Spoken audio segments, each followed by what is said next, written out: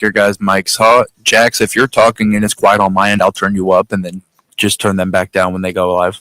It's Roc and Manuch with Jimmy B. Now on ESPN 620, 98.7 FM HD2, and streaming live at ArizonaSports.com. The guys are powered by the law offices of Lerner and Rowe. In a record need a check? Make one call, that's all. 602-977-1900. And now on your ESPN station in Phoenix, ESPN 620, Roc and Manuch with Jimmy B.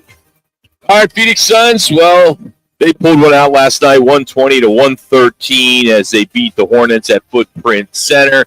Rams and Vikings tonight at State Farm Stadium, and then ASU basketball back in action tomorrow in Tempe as they host UCF. Welcome in, Roc and Manuch, Jimmy B out here at the Trophy Bar in downtown Ocotillo. We'll be here till 4 o'clock leading up to tonight's Monday night football game between the Rams and the Vikings, the last of the wild card weekend. Good weekend of football as well as college football on Friday night. We'll dive into all those stories throughout the afternoon, that is. But the big story to start out is Mike McCarthy is out at Dallas. Reports this morning that Mike McCarthy and Jerry Jones were unable to agree on the new contract. Of course, McCarthy has been there for 5 years, 3 straight 12-win seasons from 21 to 23. Didn't do quite well this past year as they had dealt with a lot of injuries, and they finished the year 7-4. But it looks as though, according to all reports, that they couldn't couldn't agree on the length of the contract. So McCarthy, who basically had the cards, he was a guy, he could say this is what he wanted to do, didn't want to do. And he probably went in there, guys, and said, this is the plan. If I don't get my 5 years or whatever the years are, there are so many great jobs out there, and right now he goes right up to the front of the list for Chicago and New Orleans and maybe even Las Vegas. He's a great football coach. Mm-hmm. I think the other thing, too, is as matter as being part of the personnel changes or thereabouts. I think that's more than just the length of the contract. I think he wanted to, and I'm just speculating here, folks, I think that he wanted to have some say in the kind of personnel, kind of people that he wanted to be part of this team with Steve Jones, Jerry Jones' son, who's the quasi-general manager. I think there might have been something to that as well, too, because your point, Rock, he really does have the leverage. He's like, look, if I can't get this Dallas thing turned around the way I want it to be, money aside, you look at the length, I get it. He's got the leverage to go to the Chicagos, to the New Orleans, to the Jacksonvilles. New England is gone with Vrabel being named over the weekend as a head coach. So he's got some opportunities where I think he might have more control if he's going to give it the last college try, so to speak, and try to take a team to the promised land, that being being a Super Bowl. I think with Dallas, he sees a lot of flaws. And if he can't have say-so in it, aside from the length, I think that's part of it. Yeah, but you just referenced there were a lot of flaws in Dallas. Yeah. Every team that you just mentioned has a lot of flaws. But here's the thing. Functional Dallas. Yeah. But here's the thing. I think what he sees is if I can go get, okay, if you don't allow me to help you with the flaws, my input, okay, personnel, and you're saying, Jerry, you Mike, you just coach. We'll do it. He might go, okay, if that's the realm, then give me a longer contract. So if it doesn't work out and you let me go after 2 years in my new 5 year, I will say at least I got paid for dealing with what you're handing me versus going somewhere and going, look, guys, if I come to you, Chicago, McCarthy, McCaskey family, or I come to you, Jacksonville, or I come to New Orleans, I want say or part of the kind of team I want to put on the field. Otherwise, Mike McCarthy's got enough money for 25 lifetimes. Oh, yeah. He's got enough accolades. Now, I know he wants to continue to coach, but I think now he really wants to help figure out how to get a team there. So is all automatic, just because he's available right now, is he the hot commodity on the market? Absolutely. The market. No question. Ben Johnson, Kellen Moore. Absolutely. Okay. Now that Vrabel's off the market, bang. He's number one. He's number one. Yeah, he's number one. And all the other, if Vrabel was still on the market, he would be number one. Oh, yes. Okay. Yeah, he would. And that's interesting. We thought about Super Bowl champion head coach. Yeah. Wherever he's gone, he's won. And he's good with quarterbacks. Exactly. And so he knows Robert Kraft thick and thin. I'm sure they worked out a lot of things. I'm talking about McCarthy. McCarthy, yeah, McCarthy too. But I think I'm not talking about McCarthy too. I'm talking about just McCarthy. This has nothing to do with Vrabel. I know what I'm trying to say though is Vrabel got what he wanted, and I think that's turned down the Chicago job. He did because again, they said yesterday. Again, if you're a guy that's taking a team, you know how to win a championship being Vrabel. He took it to Tennessee. Knows that they almost got there, did they not? They got to the championship round. Yeah. Yes. So you got Rabel's going. He heard everything he needed to hear. Whatever cooperation he wants to get from Robert Kraft and his staff is, I think, would help seal that deal because they negotiated all weekend. If you saw that, so I think with Mike McCarthy, if I'm going to go take a next job, these guys want to have say so. They know what it takes. If they're not going to be allowed to do their job off the field, on the field, then all right. Then if I can't, then give me a 5-year versus a 3. Now, if you give me more say so, I'll take the 3-year at 12, 15 million, or whatever that is. I think he's just looking for security if he doesn't have say so on who they pick and who they don't pick. Yeah, I think it's just the way the Dallas Cowboys handled this was petty. It was embarrassing. It proves once again how dysfunctional this organization is. However, it's top story every single day. You know, I was golfing on Saturday and playing with some guys that are older, and they said, hey, now they made fun of me now being at ESPN, right, for woke reasons and all that stuff. And I said, I don't work for ESPN, the 4-letter world. I said, I work for another company. I said, I don't work directly with them. Because is there anything you could do, and you can make a phone call to these morning shows and stop leading with the Dallas Cowboys all the time? Because that's what they've done for so many years. And sure enough, Colin Cowherd starts his show today. Yep. Bam, goes right in. And Pat McAfee, I flip over to Pat. He's not even talking about it. You know, he's all into his WWE, whatever it is, stuff. And I'm like, dude, this is a big story. I don't care if you like him or dislike the Dallas Cowboys. This is the biggest head coaching job that's out there. Dallas Cowboys head coaching job is gigantic. Even if you got to deal with the general manager and owner, Jerry Jones, it's still a smoking deal. The thing is now you look at who's going to maybe fill that role. I think Cliff Kingsbury's got a hell of a shot. He's got talent. I mean, he's done well there in Washington. He's great with quarterbacks. Kellen Moore. Yeah. Kellen Moore, of course, spent 3 years there already. So he makes some sense. Brian Flores is another guy. They're going to get a good guy there. Oh, they will. But you have to think Jerry Jones has been around long enough, already had his next guy in place. I think he's before he made the move. Because, the fact that he would allow McCarthy to go interview with the Chicago Bears said to me they were going to probably keep him. But I think what he wanted to do, and this will probably come out later, at least there were so many reports that he wanted to incentivize his next coach. He wanted incentives. He wanted these coaches to hit certain numbers, win certain amount of playoff games and things like that to get paid. But he was already paying McCarthy, $8 million a year? Right. There's 10 coaches making over 10. Harbaugh makes 16. I think the petty thing about that, he would not allow him to talk to anybody until his contract was up. I think that was pretty much, they were still, it seemed, for that case, in negotiations to say, look, we keep your focus here.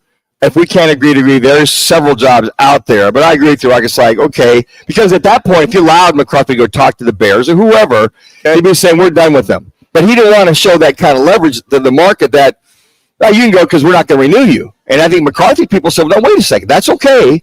Let's try to work this out because of the money and the length of the contract. So when it's the length of the contract, that's what they're saying. I think there's more to it than that. Absolutely. That's right. I think the incentives.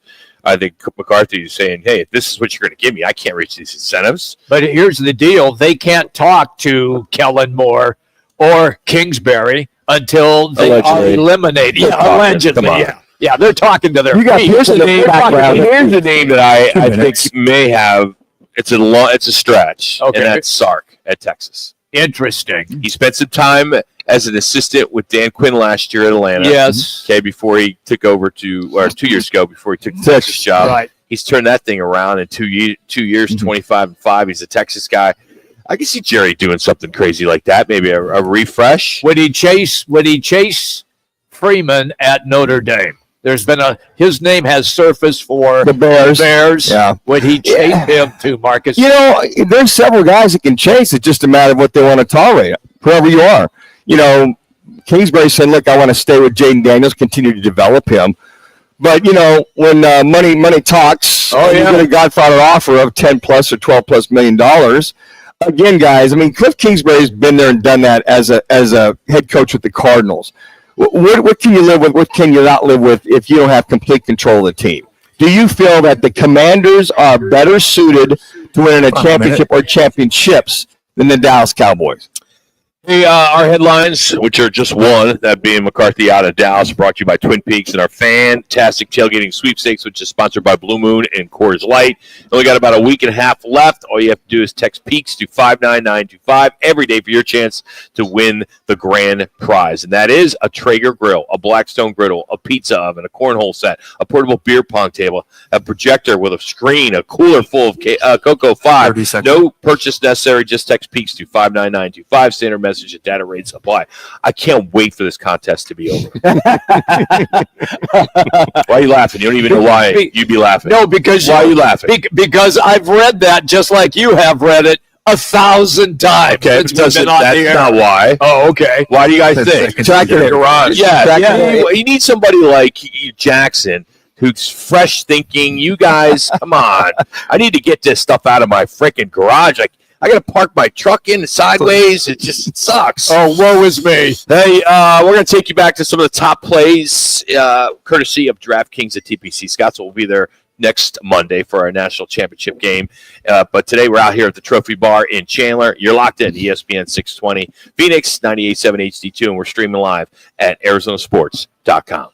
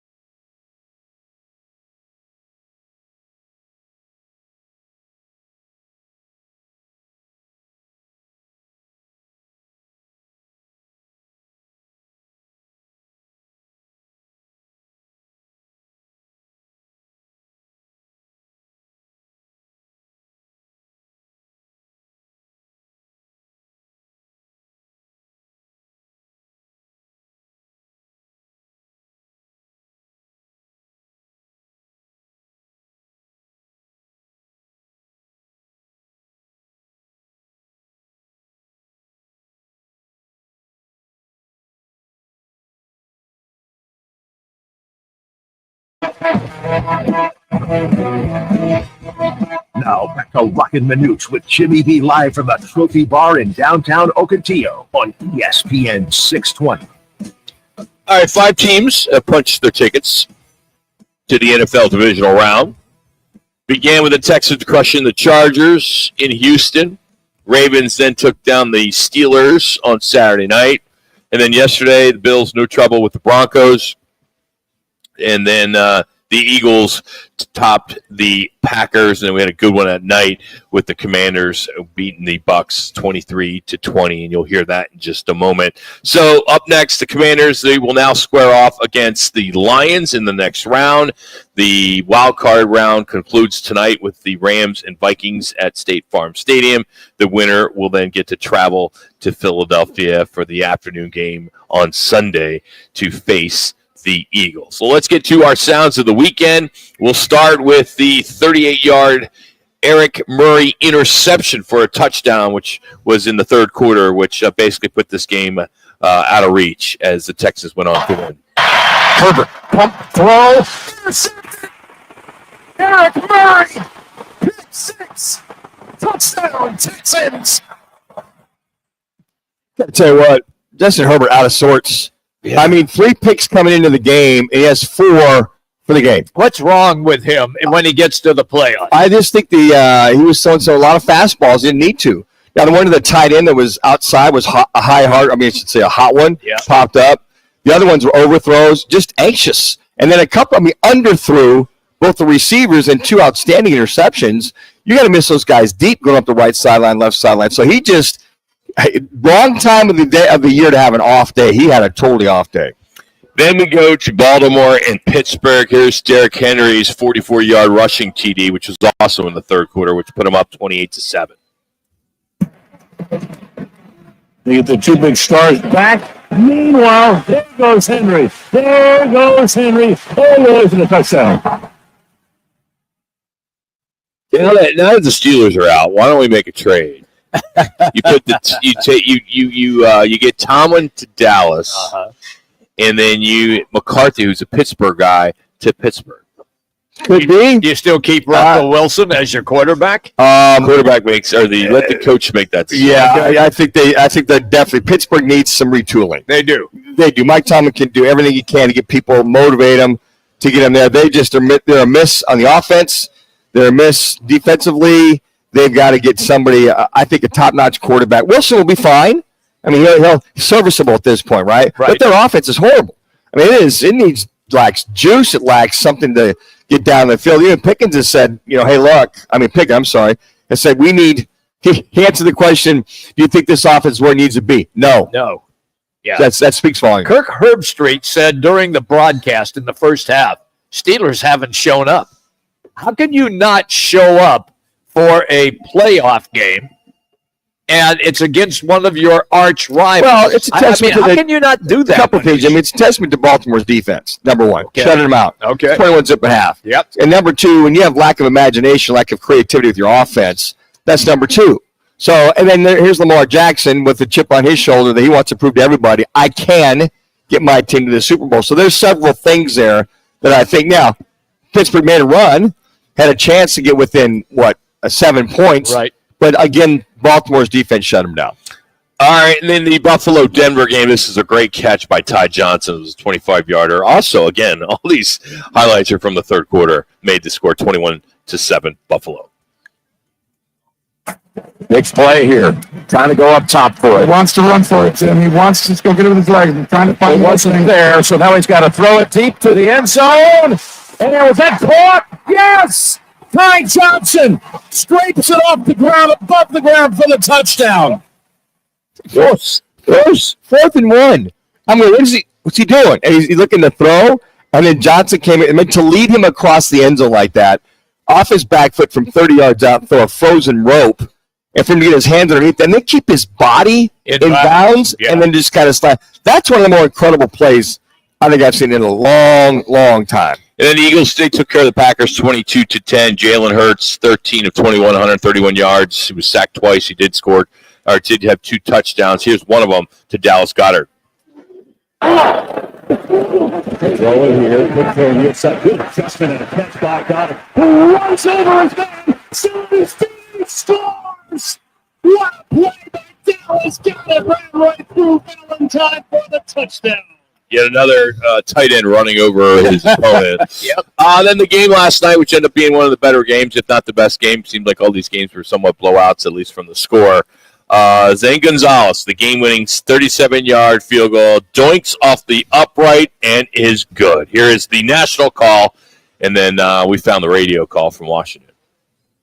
From 37 to send Washington to the Final Eight.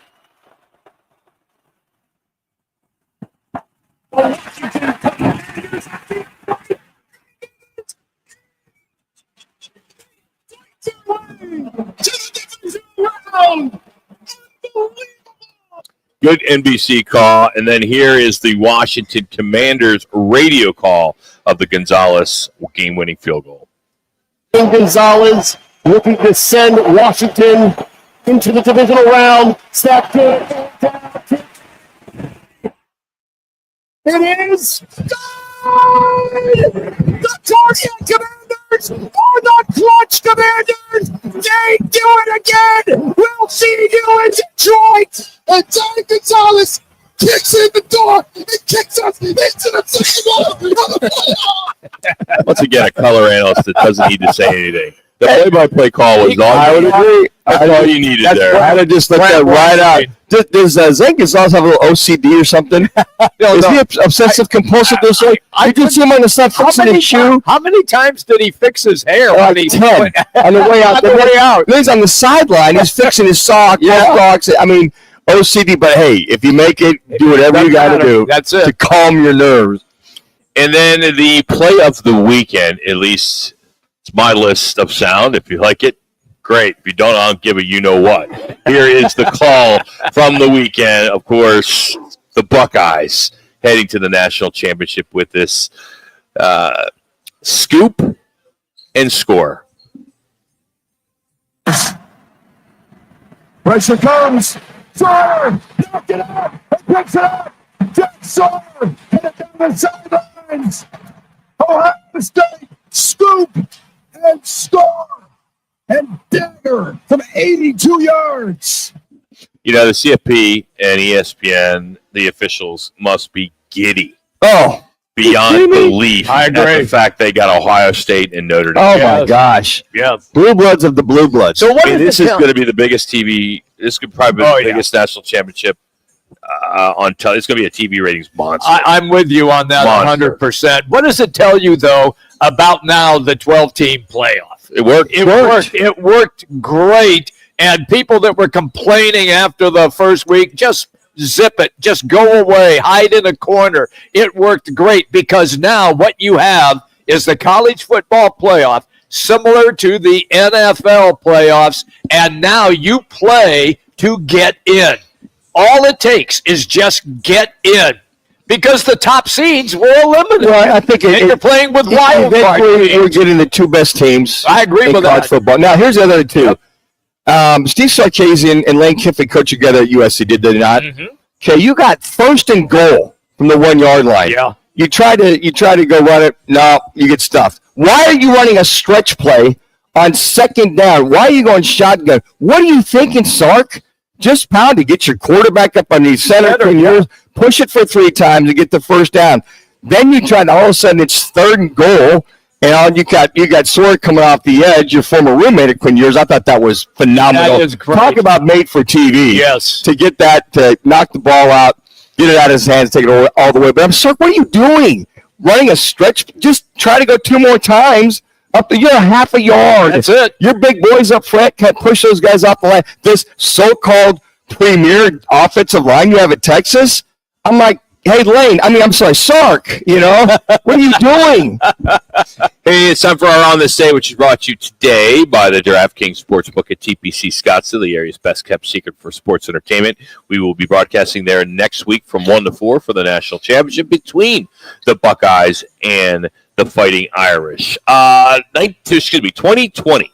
The hammer comes down on the Astros as Major League Baseball announces their punishment in relationship of them using technology to steal opponents' signs during their World Series winning campaign in 2017. If you recall, the GM and the manager were both suspended for a full year. They got fined $5 million, and they lost 2 top picks in the next 2 amateur drafts. And then the team owner went a little farther and then ended up firing the GM and the coach after these suspensions went down. 2014, Alex Rodriguez files a lawsuit in federal court against Major League Baseball and the Players Association to overturn his 162-game suspension that was handed to him. he would eventually drop that and accept that suspension. What else do we have on this day? 1999, Michael Jordan announces his second retirement just prior to the start of the lockout-shortened 98-99 season. He then returns in 2021 with the Wizards. 1991, we got two more to go. The Raiders, Bo Jackson, suffered a career-threatening injury in the AFC playoff game. It was against the Bengals. It was originally diagnosed as a pulled thigh muscle, but the Kansas City Royals learned that it was more than just that, ended up releasing him after that, and his baseball career was going to be over until he then signed with the Chicago White Sox. And then finally, 1986, the NCAA schools voted to adopt the controversial Prop 48.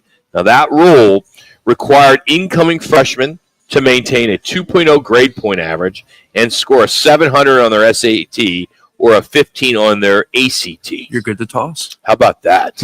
That's I was thinking about that. Graduated high school then. And then on top, before that, it was no freshman could ever play any kind of varsity. That's why we had JV teams for a lot of colleges. So that rule kind of set the tone. Hey, we'll make that Prop 48 work if you maintain all the above. I remember in the state of Texas when the school boards all got together and said that you had to maintain a 2.0 in order to play sports in Texas. You would have thought that the world had ended. There was such a huge revolt that those farm boys couldn't play football because they had a 1.2 GPA. You mean we got to go to school? You have to do that? Come on. Hey, Rudy Carver is going to join us in just a few minutes, but first, we have Jax with our local sports updates here on Roc and Manuch with Jimmy B on ESPN 620.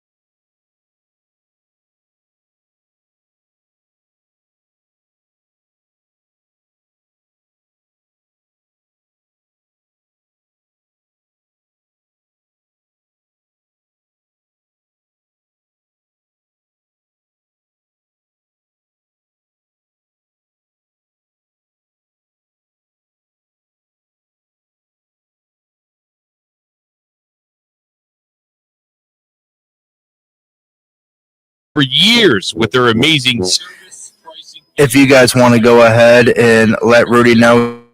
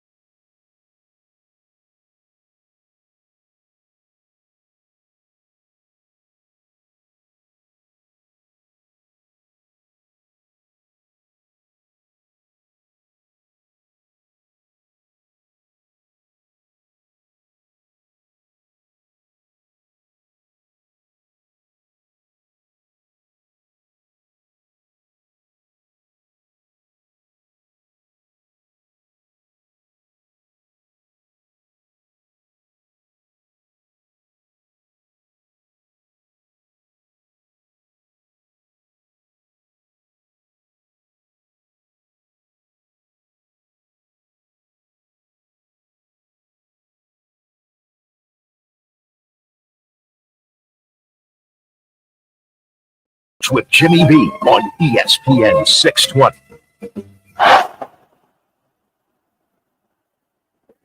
Gonna make Mike's hot now?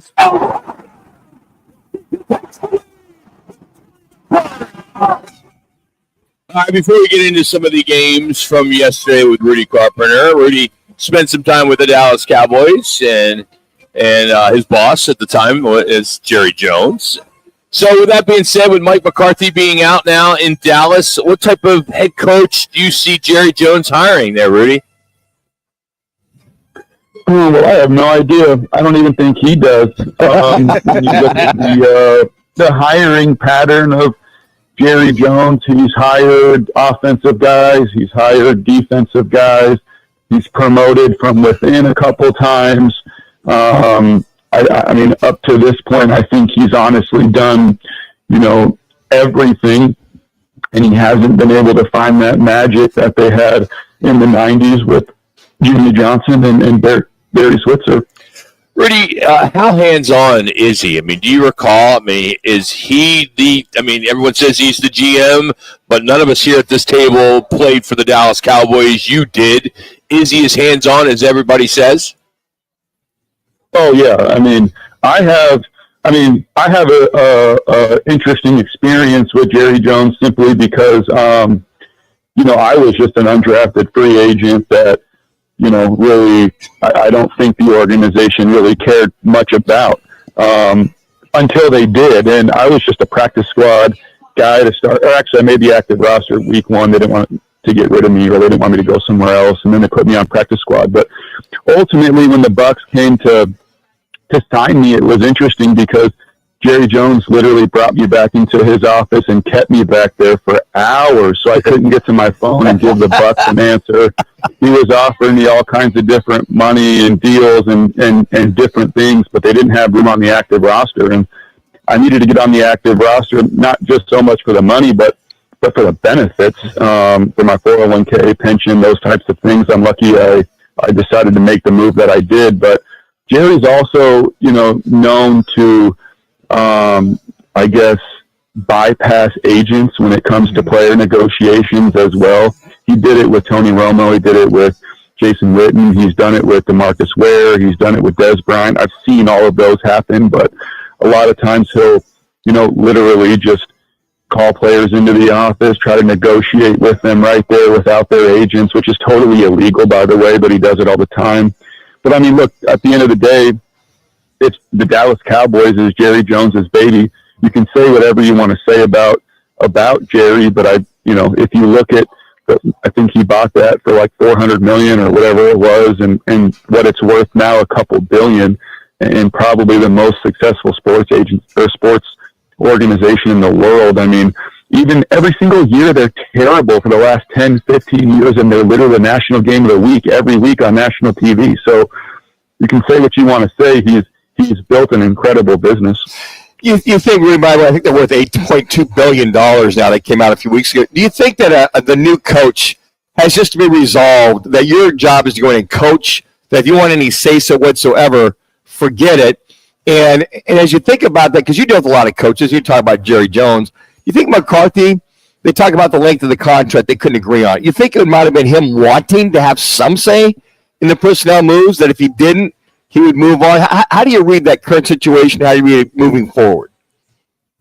Probably, but I just think at the end of the day, what Mike McCarthy realized is what every coach, that has, been the Dallas Cowboys coach since Jimmy Johnson has understood, which is at the end of the day, they don't have any say over the personnel, and Jerry Jones and Stephen Jones and the scouts that are there and the de facto GMs that are there. They are the ones that decide on all personnel issues, especially Jerry. And it's just really, really, really hard, to win that way when you're an offensive coach or a defensive coach, or you're formulating your coaching staff and you're trying to run a certain scheme on offense or defense. You need certain players. Not all players fit every single scheme, and you need to draft players that fit your scheme, and then you need to give those guys time to develop within the scheme. And at the end of the day, that's just not how it's been in Dallas. And how it's been in Dallas is that the head coach coaches, and and ultimately Jerry and his son Steven and Jerry Jr. are going to decide on,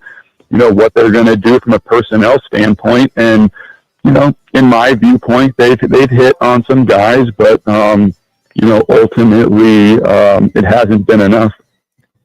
All right, so how long then is Mike McCarthy on the marketplace, and who grabs him in your opinion? Well, it's interesting because I think part of what happened, with him just recently is that he knew he was going to be a free agent. The Chicago Bears put in to interview him. The Dallas Cowboys rejected it. That probably made Mike, a little frustrated because he knew that was going to hurt his negotiation power. But I would imagine the New Orleans Saints are probably going to want to kick the tires on him. I'm sure there's a few teams out there that are going to want to kick the tires on him. He's a guy that's been in the NFL. He's won a Super Bowl.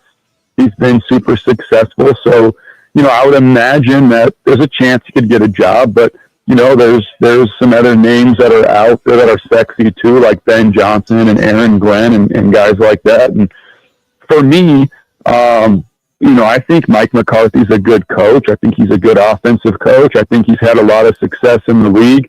I just get a little tired of watching the recycled coaches continue to get jobs. Me personally, I would like to see Aaron Glenn get a chance. I would like to see Ben Johnson get a chance. I would like to see some of these guys get chances who have done a really, really good job in their roles as assistant coaches in the NFL for a long time.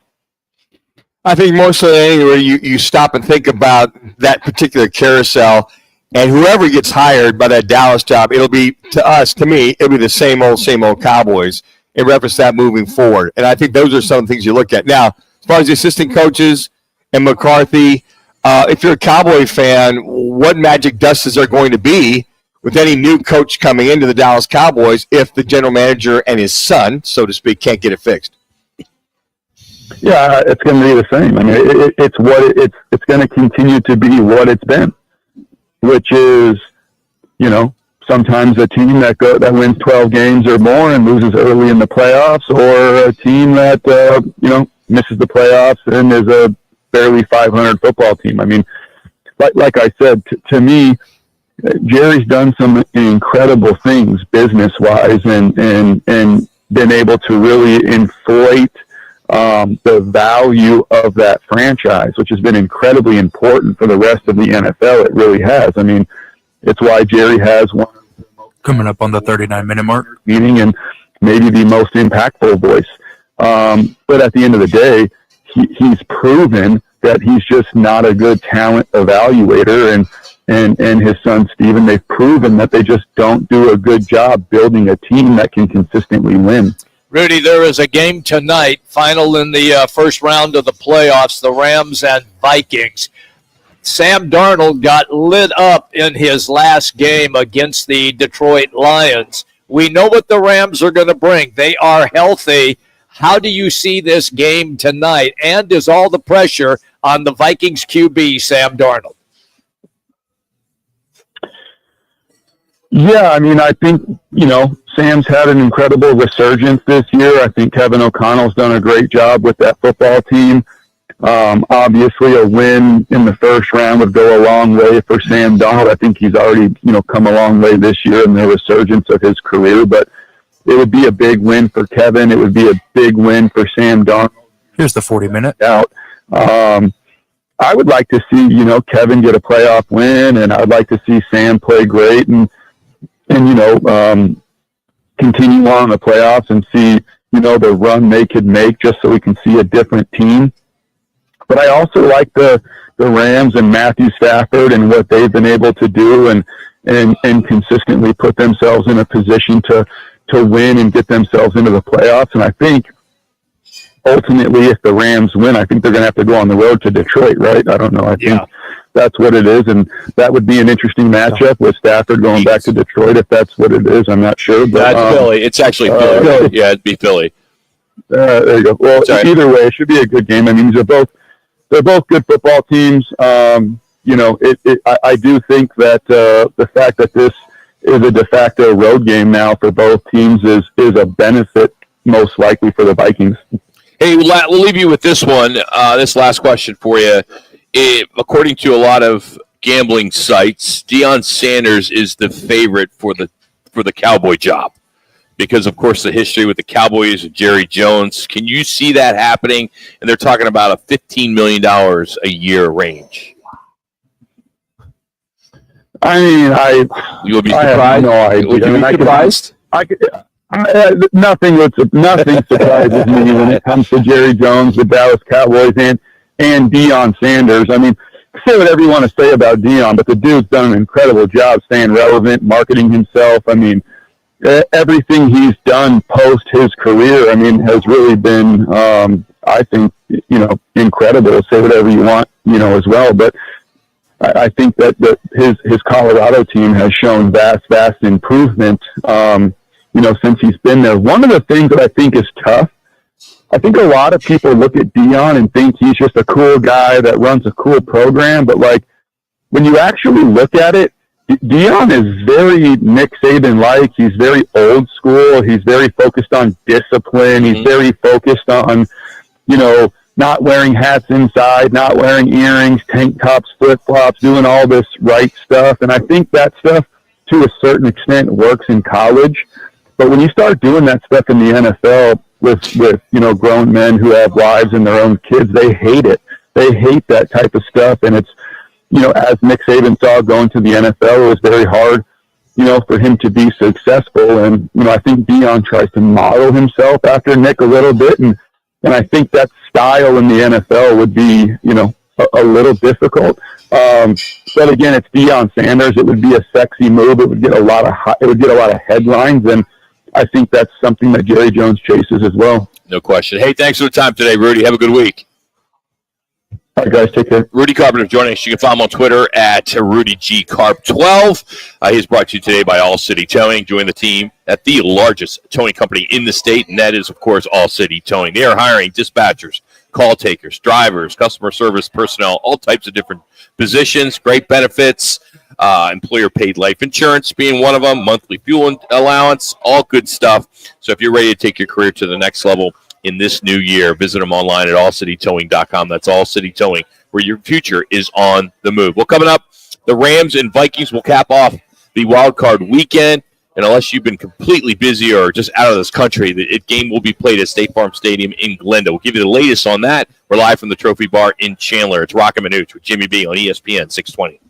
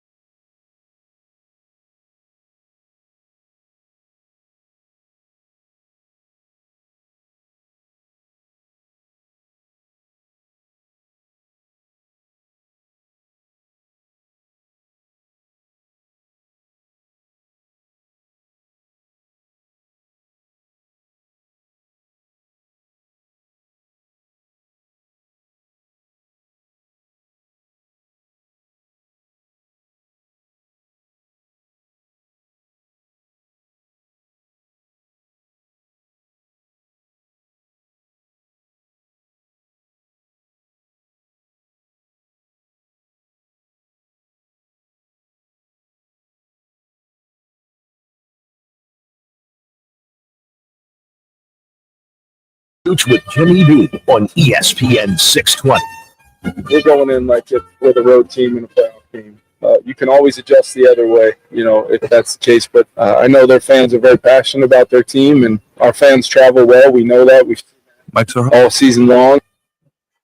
Coach McConnell of the Vikings, as tonight will cap off the NFL Wild Card Weekend. Rams and Vikings from State Farm Stadium. The Rams got here on Friday. Their traveling party was a little over 400. They had players, family members, coaches, staff, a couple dogs even join them. Michael Bidwell had 2 planes available to help transport the Rams family and coaches and players here. They actually did up the field right. You'll see tonight they painted the Rams colors and the logo. There'll be other parts of the stadium that you'll see to make it seem like it's a home game. They're giving away towels as well, the rally towels to everybody that comes to the game.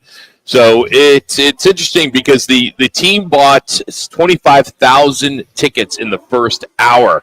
They even arranged, the team that is, they arranged about 15 buses to drive the fans from Inglewood to Phoenix. And I got to give Bill Bidwell, or Michael Bidwell, I should say, excuse me, a lot of credit here for really stepping up and doing everything he can to make this a home game and make it an easy transition for the Los Angeles Rams. There were 52,000 tickets sold in 2 hours, and about 35,000 went to Rams. We keep hearing it's going to be a lot of Viking fans. Like, I don't know any Rams fans, so I do know some Viking fans. I know 2 Rams fans. I don't really know them. And I want to applaud the Chargers, the Vikings, the Texans, even the Rams that are donating or doing a big donate drive. I should say. They're donating each about $5 million to support the communities. I do like the LA Strong merchandise deal that came out. If you haven't heard about this, it's called LA Strong, and it has all 16 professional teams that are in that area on the shirt. So it's the Dodgers, it's the Angels, it's the Kings, the Ducks, the Galaxy. I mean, go on and on. UCLA, USC. And the merchandise is being produced by Fanatics, so you can go online, and 100% of the proceeds will be donated to the American Red Cross and the LA Fire Department Foundation. One thing I do find interesting here, and I know the governor of the state, Newsom, he was on today's show saying that they're going to be able to rebuild pretty quickly. And, of course, he was being asked that, they're hosting 8 World Cup matches next year. They have the Super Bowl in 27. They have Olympics in 2028. It's going to be a topic there for the next couple of years to see if the city can get back on track to be able to host these large-scale sporting events, because we know damn well the focus is going to be on that, and I don't know how they can do it. I really don't. There's 8 World Cup matches next year. Yeah. I'm sorry. I think they may have to come up with a contingency plan. Well, I hate to see them lose the World Cup matches there, but hey, we can host one very easily. Yes. Vegas can host one. I mean, there's enough cities in the West Coast that can handle it. I think a lot of it's going to depend on what government funds are going to go that rebuild those 12,000 homes so far that have been lost. A lot more than that. To what the state government has. So it's a great point, Rock. Okay, how much do they earmark for the rebuilding? It's going to take them. It may take them 10, 15 years, maybe longer, that to rebuild those neighborhoods, as opposed to we got all these events coming in. What's the priority? Obviously, to rebuild, to try to salvage, bring those people back in. On top of that, which would kind of curtail a lot, is the insurance companies that pulled out over the last 3 or 4 years to help a lot of these people that didn't have insurance for fire. They pulled out last 2 or 3 years. One being State Farm. I'm playing a State Farm, and you see all the people on social media saying how ironic it is that State Farm, which has paid millions and millions of dollars to put their name on a building, is now a contingency plan for the LA Rams and the Vikings. I think you bring up a great point, Rock. It's okay. Why don't we read today, by the way? You have earmarked. You see Prevagen kicking in over there. I'm on fire today. Here's the thing. I mean, it's okay. Government funds, state funds. Let's rebuild our community. Put that on hold or move it somewhere. Doesn't mean that. I mean, this is a catastrophe. Disaster, one of the worst we've seen in the history, not only of California, in our lifetime to rebuild that, like Hurricane Katrina when that whole thing. Right. A lot of funds were earmarked for them, and they moved games and stuff out of state. But we're talking about a rebuild now, and it's a little too premature. They still got to get this thing. This thing's got an end. It's still good. Yeah, it's still. Yeah, they're still fighting.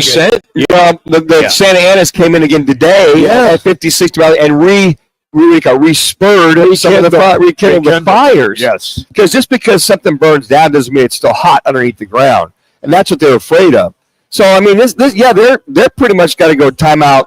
Let's take all these government funds, state funds, whatever we have. You always hear California's broke.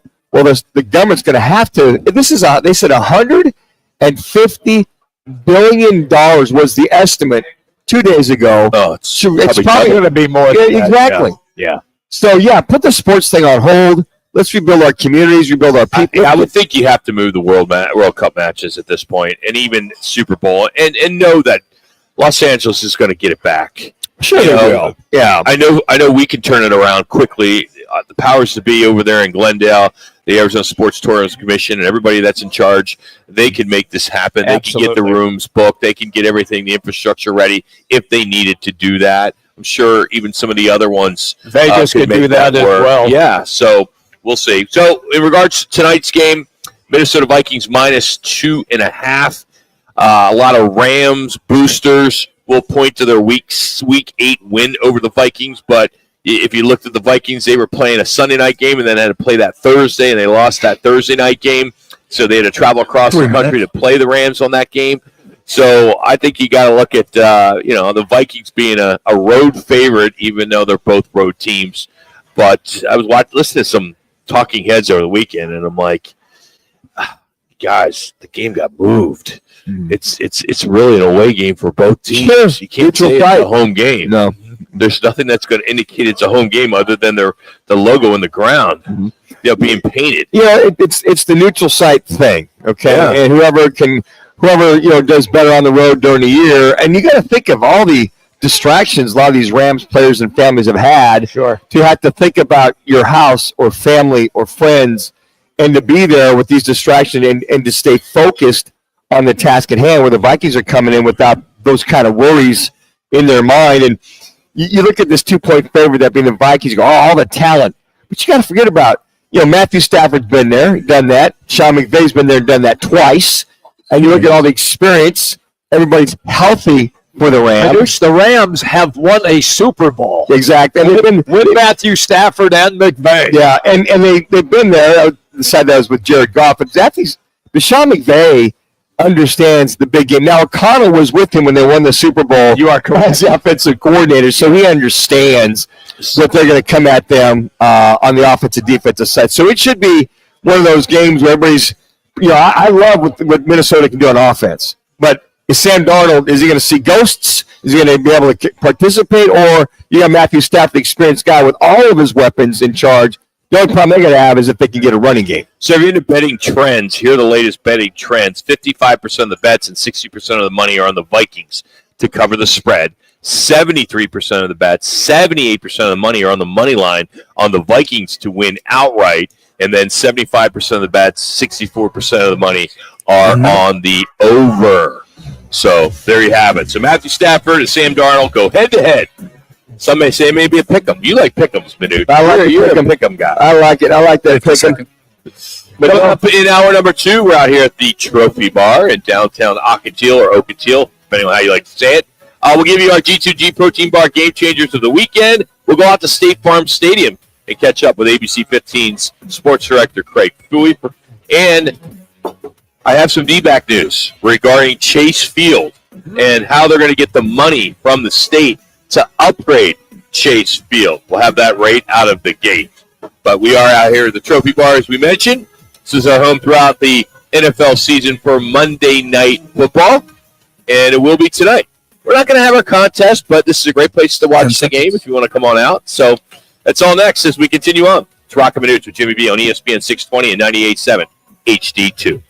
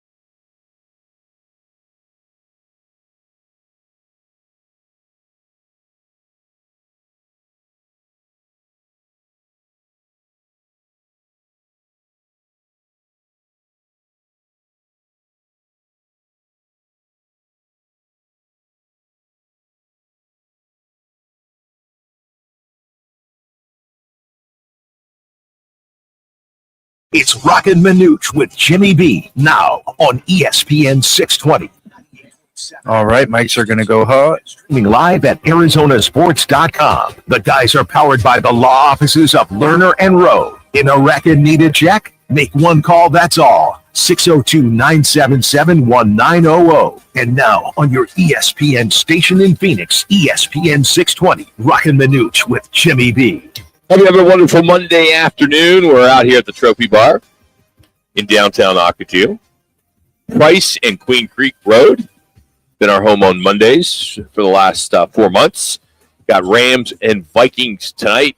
Got all the televisions going on. They have all the right now they're showing all these 15 buses that are coming from Los Angeles with all the Rams fans packed in them, which is pretty cool. I'm sure they're having a good time on their way over here to watch the big playoff game at State Farm Stadium.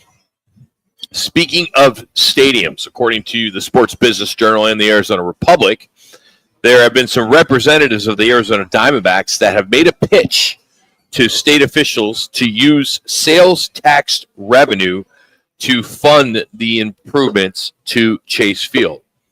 Now, these discussions have been going on for a while. We all know that the CEO, president of the Diamondbacks, Derek Hall, has been pretty vocal about making these major improvements to Chase Field. And this lease, which is county-owned, is about to expire in 2027. So according to this report, it's really unclear what portion of the 5.6% sales tax, state sales tax, that was proposed would be placed in a fund for the team, and how much money would be projected and collected by the team to kind of help redevelop this as well and can make this active so they can use this money. You know, for a long time, Derek Hall, and this is a quote, has shown interest in establishing a way to recover tax revenue. Very similar that the Cardinals do at State Farm and the Fiesta Bowl with the Arizona Sports and Tourism Authority. But they are hoping that they can make some type of an arrangement that would be similar to the State Farm Stadium that would allow them to use the state tax dollars to fund the improvements to Chase Field. I would think it's a no-brainer, right? You would think. Just depends on how much it's going to cost. Here's the estimation of maintenance. Here's the estimation of what we want to do, as opposed to, looking at a opportunity for a new stadium somewhere else. Now, I know it costs a lot to move. It costs a lot to buy the land, to do all the above. But what if the Diamondbacks aren't getting the negotiated numbers they're going to need to fix that up? I mean, they're kind of between that proverbial rock and a hard place. Now, 2027, folks, 2 years away. Now, they can do a year-by-year lease if they want to. And I don't think the county board of supervisors would not allow them to do a year-by-year lease until something is negotiated. But we're talking about millions and millions of dollars, which I think that should work to get that stadium renovated. Do you still believe that the threat of moving out of the city and building a new stadium, maybe Salt River Fields area of a 35 to 38,000 seat stadium, is still in the plans? I think it's a backup plan, sure. Okay. I mean, if this doesn't work out, right? If Derek Hall and the powers that be of the Diamondbacks don't get the numbers they need, and they can negotiate that with the city of Phoenix, then the board of supervisors have got to approve all that. Sometimes I think they may force your hand. They don't want to leave this downtown. It's as much as they've got down there, and I'm just the everything is there for them. Exactly. It's all self-contained. Yeah, they're not going to. They might get the 42,000 occasionally here and there, but I mean, the only thing they got to do is just fix all the things, the roof, all the other areas. Being there at the K-State game when they took on Rutgers was, it's fix a few things here and there and then move forward. I think I wouldn't call it a backup plan. I think they need to put that plan in motion to be out somewhere. You got 2 years to just be out somewhere in there. Yeah. Well, I mean, you look what happened in Philadelphia most recently. The 76ers have an area downtown where it's in South Philadelphia, and you have the Eagles, you have the Phillies, and you have the Flyers and 76ers all playing in one spot. Right. for last year, there was a big petition to take them out of South Philly and build an arena for just the 76ers in Philadelphia, in central part of the city, center city. And as of yesterday, that went to kaput, and Comcast Spectacor and the 76ers teamed up and said, hey, no, we will keep it down in Philadelphia, in South Philly, where the other arenas and stadiums are, and put a new one there. And that's where it went, and that's where the city, they wanted it as well. So I think with the city offering up a bunch of benefits to allow them to do this with whatever tax breaks or whatever behind the scenes they did, it kept them down there. And I do think if the Diamondbacks want to continue to throw that carrot out that they are going to move, and there is a legitimate opportunity to go, because this one for Philadelphia, it was legit. They were going. Yeah. And this stadium looked amazing. Downtown, they were going to redevelop Chinatown. They were doing all this kind of stuff in the city.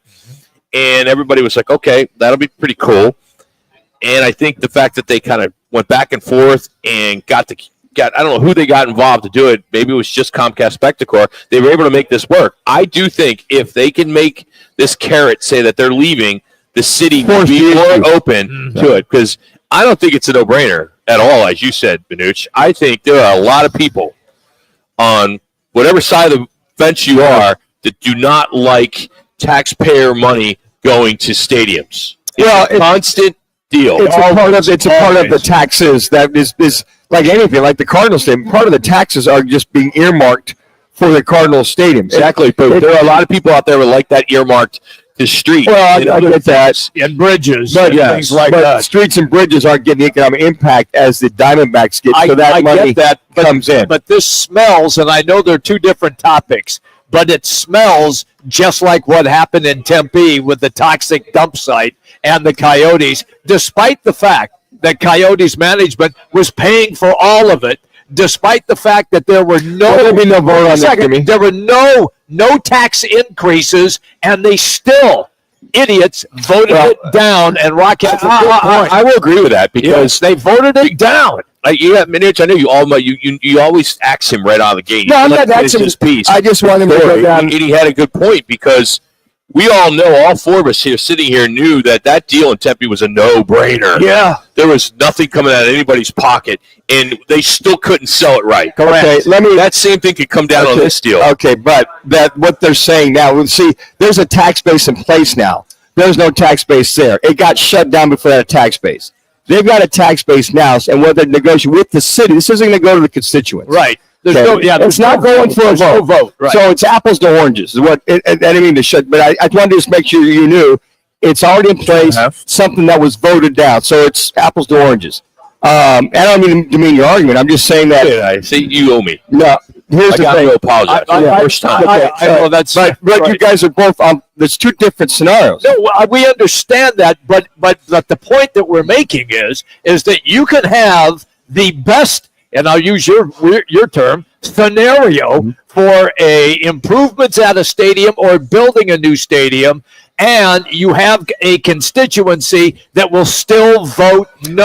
I know. It's this 5.6, and it's this 5% sales tax. That's already, the mechanism's already there. It's there. But let's just say that the guys that are out in Glendale and the Fiesta Bowl are saying, no, we need that. Sure, this stadium needs it. We're going to have a Super Bowl. What's more important, bringing a Super Bowl in a Final Four or having the Diamondbacks? But the guys, there'll be no vote on what this. There'll be no. Say there was a vote. No, still could be some pretty. But Jimmy is saying there's getting shot down. This will get shot down. It's go to the city council and board of supervisors. How can it not get shut down? They could still get shut down. They could get shut down by the city council. That's all that counts. But Jimmy is saying going to the. They shooting it down by the constituents. There's no vote on this. I know that, but they could go to the city council and complain and bitch and cry and do all of that, and it might then go nowhere. But I think that when you look at this particular scenario, is you would think with all the tax revenue lost by the city of Phoenix, you'd go, okay, we'll be amenable. And then to your point, Rock, if that reservation says, look, we'll give you all the bells and whistles. There's no vote. You got to vote about it. Right. And we've got access to the 101, the 202, and McKellips, and on and on and on. Then for the Diamondbacks, they got to go, look, this is too good to be true. We're moving on. And then, like in Philadelphia, if that's a reality in the city, whoa. Wait a second. We really don't want to lose you. But if you've got that, we will make sure this gets passed through, and there'll be no constituent votes whatsoever with that. I wish all the teams played in downtown Phoenix. I agree. And I wish our politicians that have been in office years ago had the foresight to get this public transportation set better. I mean, the fact that you can't go from Scottsdale to Phoenix on a train is such horse you know what. It is. I mean, they were such idiots to not have the brains to put this infrastructure in. Let's do it from 19th Avenue to downtown. Give me a break. Come on. I mean, they didn't do it right. The whole point of public transportation is the suburbs to the city. Correct. That's why it's great in these big cities like Philly and Boston, Chicago, even Dallas and Seattle. You could get downtown from the suburbs. That's correct. You can't do that here. Right. You cannot. And it's just so unfortunate. There's no reason why they can't put a train going in the center of 101. Sure. Figure it out. It's unbelievable. Hey, next, our G2G protein bar game changers from the weekend. Craig Fooey's going to join us from State Farm Stadium in about 20 minutes. We're live out here today at the Trophy Bar in Chandler, which is just east of Price and Queen Creek in Ocotillo. This is ESPN 620.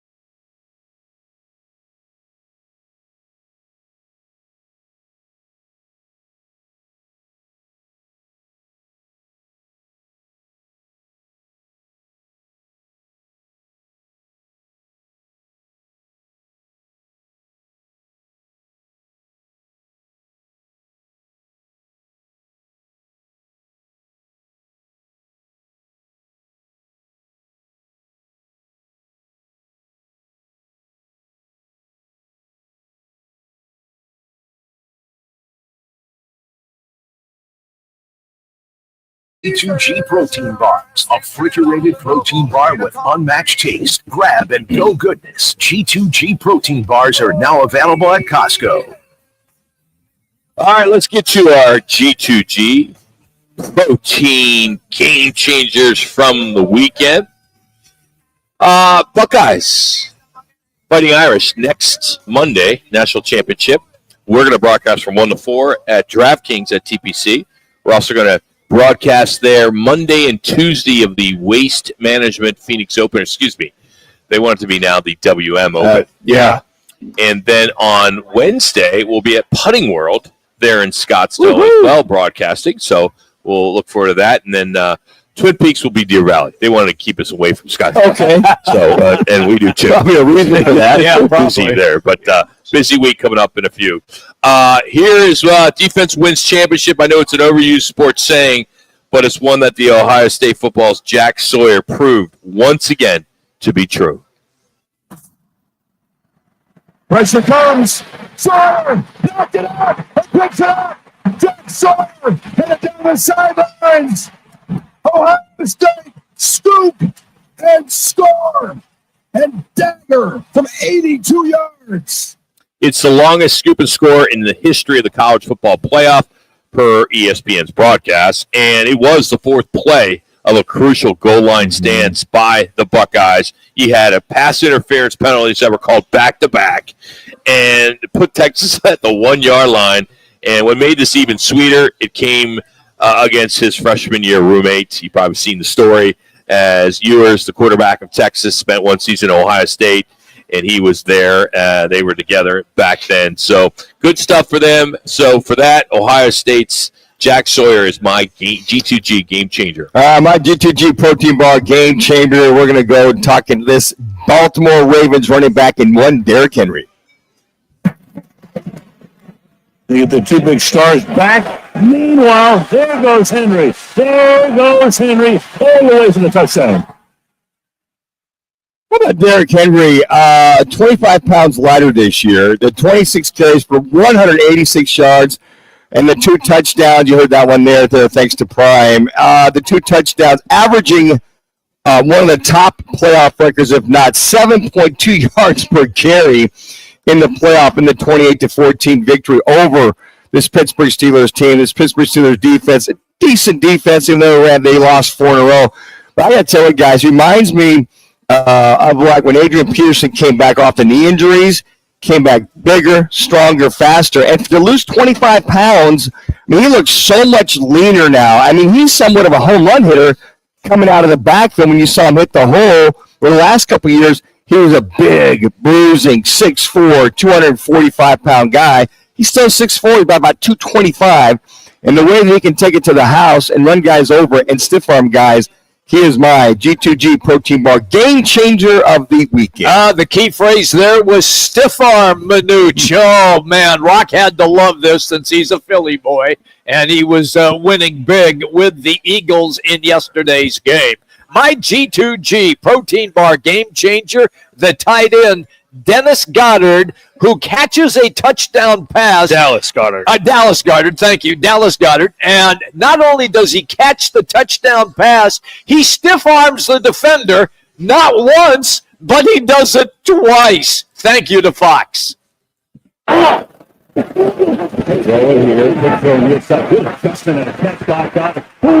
over his man. 70 feet, scores.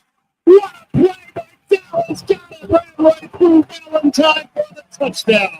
When you say run right through Valentine, not only did he run through him once, Valentine was trying to hang on, got his feet underneath him, and Goddard ran over him again with another stiff arm. He had 4 catches for 47 yards and that touchdown. It was a sensational play, and that pretty much was the nail in the coffin at that time for Green Bay. That is my G2G protein bar game changer. So if you haven't tried them yet, you're missing out. This is not your average stale, off-the-shelf protein bar. What makes these bars so delicious is they're fresh, no preservatives, and they're stored in the refrigerator. You can pack one for lunch, a workout, in your golf bag. They're a great way to get some solid protein and healthy fats into your diet. Check them out in the refrigerated section at Costco, or you can always go online to g2gbar.com. That's g2gbar.com. So on some of the monitors here at the Trophy Bar, that it looks as though 68% of the tickets sold are Viking fans. Wow. For tonight's game at State Farm. That's It doesn't incredible. surprise me at all. I mean, There's a lot of them I mean, here. for years when the Vikings come in town, it's like a Vikings home game. Yeah. And, Sun Devil Stadium, Rock, I remember for years, it'd be like, if the Cardinals were there by themselves, they might get 20,000 fans. And then the balance is, if you got 65,000, it's almost, in those days, 70% were Vikings fans or Philadelphia fans or Dallas Cowboy fans. And even though with the Cardinals' new arena, new facility at State Farm, when it was opened up, you still had the same thing. Pittsburgh, Minnesota. Now, of course, a lot of Cardinal fans were selling their tickets, getting a lot of money for the Steelers, Vikings, what have you. But I expect to see a lot of purple in that crowd tonight.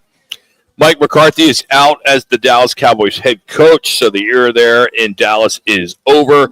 Jerry Jones and Mike McCarthy were not able to figure out an agreement on their contract. And some have said so far it'll continue coming out on what really went down, but it looks as though, according to many reports, that the sides couldn't agree on the length of the contract. So Mike McCarthy will pursue other opportunities. He's now the top guy for the Chicago Bears job, and the Bears have interviewed 21 coaches already. That's amazing. 21, so it'll soon be 22 with Coach McCarthy. The Jets have interviewed 18 That's amazing. guys. I mean, 18. When you have like 5 or 6 that you're dialed in on? I think I just right there, Jimmy. I think you earmark who you really want to go after. And now it's just a matter of those assistant coaches still in the playoffs, whomever they want to be, wink, wink. You kind of interview. I think what you do, you interview everybody, anybody, and then some. Then you have your guys you want to go after. Then you got the backup plans. And I think in Mike McCarthy's case, him not being the number one guy, I feel, is he's got the leverage to go to these teams in whether it's Jacksonville or New Orleans or Chicago to kind of dictate or have the leverage of, okay, I'd love to coach, but this is what I need. This is what I want to see. And these are some of the things, if you want me as your head coach, not in a boastful way, but if he's going to go take that next job, Mike McCarthy knows what it takes. If he gets that cooperation, gets the length of the contract, and the money is, in the ballpark or fair market value, then I think he takes that job. I don't know if the McCaskey family would adhere to all that, but if they're tired of losing and tired of being the doormat in that NFC North, They are. All right, then this is your guy. What are the Raiders going to do with Tom Brady now kind of running the show? I'm real curious to see. It's not going to be Bill Belichick. He's not going to take that job. And there is so much speculation, just like for Dallas with the Raiders and Deion Sanders. What do you think of that?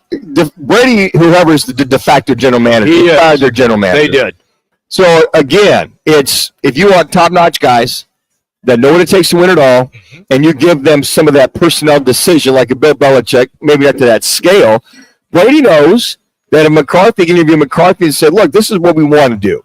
We'll give you that say-so, whatever, because he's going to need that. Because, again, the Raiders are a mess. Well, the coach has to have something. He has to. to. Yeah. And Brady knows that because that's the model he came from. Right. Now, You really think Brady's that much involved? yes. Absolutely. Absolutely. I don't think so. I think he can. At least he can make that phone call. Interview. He can make that phone call to whomever and say, "Look, this is what we're thinking." Yeah. As a Raider representative, say, "Here's where we're at. What would Don't you you guys need?" think the more that Brady gets involved with the Raiders, he needs to step back from being He a may have color to. analyst? It's so weird that he does both. This is unheard of. It is How can unheard you of. do this? Well, the commission might step in and say, Yeah. if you're that involved, you may need to step out of your broadcasting. Right. Now, he might eventually want to be a general manager type guy, and eventually who knows what he wants to do. that $300 million Well, I mean, hey, he's set salary that he's getting from Fox.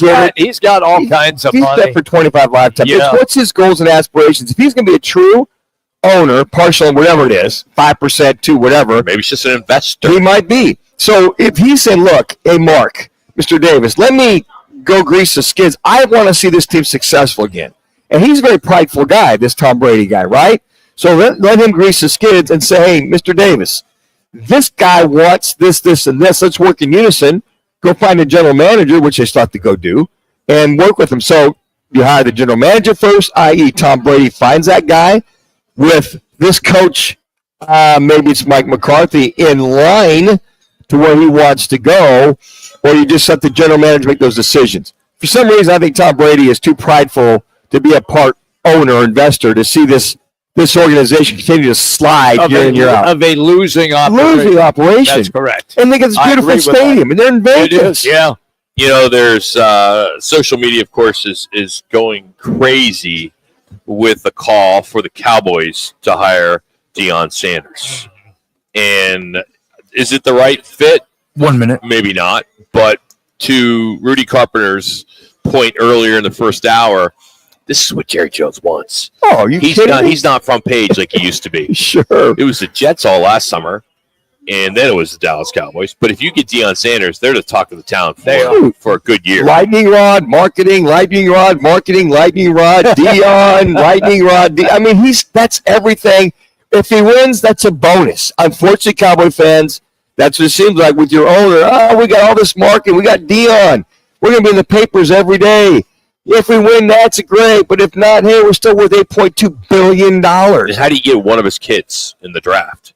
How do you make that happen? You give away the farm? You have to trade up to get him. Yeah, but you're giving away the farm? But here's the other side of that. If Deion can guarantee that they'll give away the farm to get Shador, would Jerry do that? So there's two sides of that coin. You're like, well, look, I'm not ready to give away 5, 6, 7 draft choices to get your son. Clear to toss whenever. Hey, we're going to go out to State Farm Stadium. That's where ABC 15's Craig Huey is getting ready for tonight's game. ABC and ESPN have the game tonight. So we'll see how many Rams fans are out there. Viking fans are hanging out in Westgate. I'm sure he's doing one of those pieces. We'll talk to him about that. But first, a local ESPN 620 sports update with Jax as we're coming to you from the Trophy Bar. It's Roc and Manuch with Jimmy B on ESPN 620.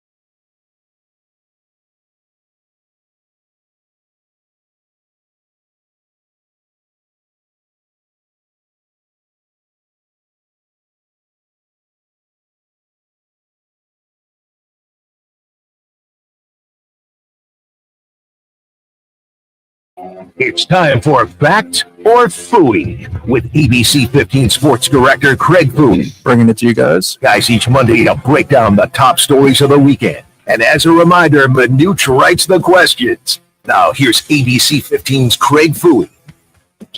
All right, Phooey, before we get too deep into Fact or Phooey, I want to get your take on what you're seeing there at State Farm Stadium today. Are there more purple, or is there more blue? What are you seeing more of at this point, a few hours before it's no fans in yet, Rock, but the stadium is decorated in Rams colors, right? The field's been painted, LA Rams on both end zones. They've got their banners up down around the lower end.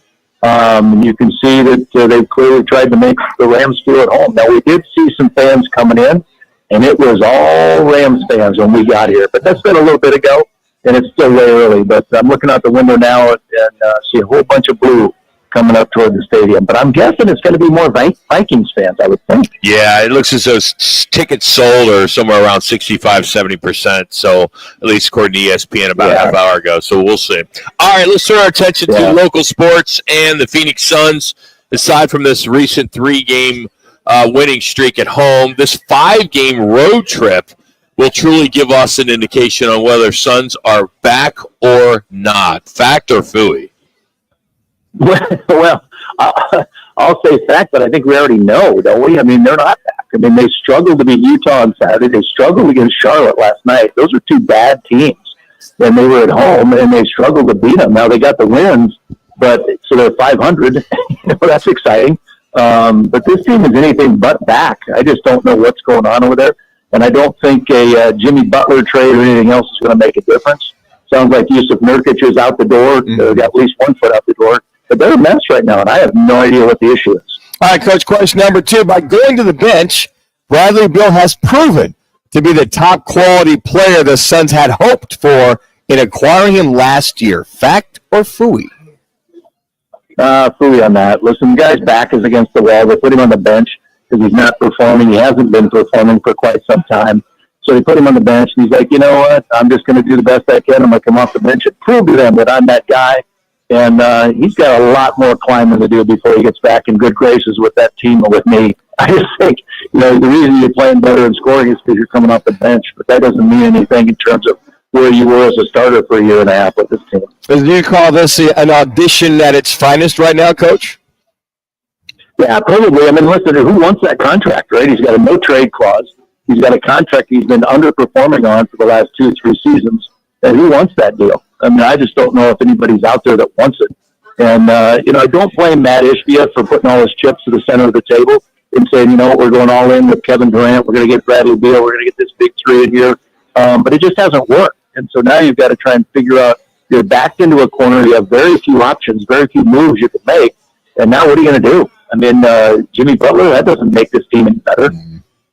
I'm with you, Phooey, 100% on that. Here's number 3. It's another Suns question. The Suns will not have to make any moves before the trading deadline now that they have their current rotation figured out. Fact or Phooey? Well, that's a 2-part question. They won't make any moves by the trade deadline, fact, because they can't. There's no wiggle room. Right. What are you going to trade? You got to give away a first-round pick in 2 seconds or 2 seconds of that player. I'm guessing they're trying to ship Nurkic out the door, as I said earlier. So part 2 of that is not because of where they're at, but they're just not going to be. Their hands are tied. I mean, they just back themselves in a corner. All right, question 4. The matchup between the Bills and the Ravens this week will prove whether Josh Allen or Lamar Jackson will win the MVP award. Fact or Phooey? I will say fact on that.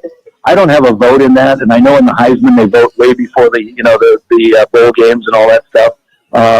But I don't know. If you look at the numbers, it's almost Lamar Jackson's trophy, isn't it? I mean, the guy's been just incredible numerically, and you can compare the 2 of them side by side, and it still looks like Lamar Jackson's trophy to take home.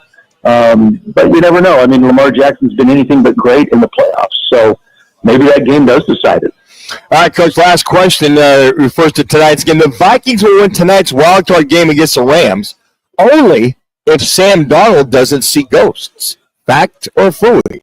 Ooh, see ghosts. Yeah. We talked about that, right? Yes. Not see ghosts. He even talked this week about staying focused and trusting his eyes, trusting his heart, and what he's going to do. I will say three on that, just because I think the Rams are the better team. I know the Vikings come in with a better record, but we saw the Rams beat the Vikings earlier in the year, and then we saw the Vikings and how they played against the Lions for 2 games in the season, and that season ender, the regular season ender, was just abysmal. So I just think the Rams have continued to get better and better, and I think they're going to rally around the California Fire thing that's displaced everybody and displaced them and displaced the game. And I just think the Rams are going to win, and I don't know if it matters what Sam Darnold sees or doesn't see. And on top of that, Sean McVay's been to a couple Super Bowls. He's won one. Matthew Stafford's won a Super Bowl. I think a lot of people negate the experience. And to your point, Coach, this is a healthy Rams team, and on defense they've gotten much better these last few games. Yeah, they have. And listen, the team that the Cardinals beat earlier in the year, week 2, is not the same Rams team that's on the field tonight. So, again, I think oftentimes when these kind of things happen, like California Fires, not that they happen all that often, but when disruption happens with a team, the team seems to rally around it and kind of use that as their guiding light for the game, if you will. And so I just think the Rams are going to come out on fire tonight. Fooey, let me follow up. Michael Bidwell does not get a lot of love, and rightfully so, with some of the things that he has done. But he did do absolutely the correct thing in sending his airplanes to help the Rams and open up the stadium as well to host this playoff game tonight. You agree? Yeah, absolutely. Listen, he's been on it since when they made the announcement Thursday night. He was sending planes over to pick up not only the team but families as well. They've turned this stadium around. You think about all the things that have to happen just to put a football game on, and we haven't had one here for a little while, so it's like you got to get concessions and security and, everything is just merchandise and all that stuff, and they've changed banners and moved things and painted the field, and they've bent over backwards letting the Rams use their practice facilities, their locker room. So, yeah, I'm going to give Mike Bidwell some credit on this one because he deserves it. Listen, he's done everything he can to help the NFL and help a division foe. So, Fooey, what's the story angle tonight? Are you just kind of getting a feel for what's going on out there with the different fans from different folks, different cities, and maybe interviewing some of the people here locally to see who's from here? I've got the nice thing about this is, Rock, they let me do the sports angle. So we've got a reporter out with fans. We've got a main anchor out going to talk about all the details of the move and all that setup stuff. So I get to focus on the team. So, we've gotten sound from the players this week, and we're gonna do that pregame, and then postgame, of course, will be all about the game for us. So it's kind of a fun night for me that I get to focus on the actual game. And it's good that you get to cover some playoffs. It's not something you get to do very often. Touche, Rock. Wow. Ouch. True. I love it. All right, buddy. We'll let you get back to work. Thanks for the time. Appreciate you. You got it, fellas. Anytime. That's ABC 15's Craig Fooey joining us here live. Rock. Good shot over the bow, Rock. At Sports Radio Rock. Yeah. That was a layup. Oh, man. I knocked that one out. Hey, it's courtesy of the Taco Spot. Taco Spot with locations throughout Arizona. Come visit and experience the tacos to talk about. For a location near you, go to tacospotaz.com. Well, next, I found the first too early top 25 college football predictions. You might be surprised to hear where ASU is ranked. That's football at 50 is coming up from the Trophy Bar. It's Roc and Manuch with Jimmy B. Now on ESPN 620, 98.7 HD2.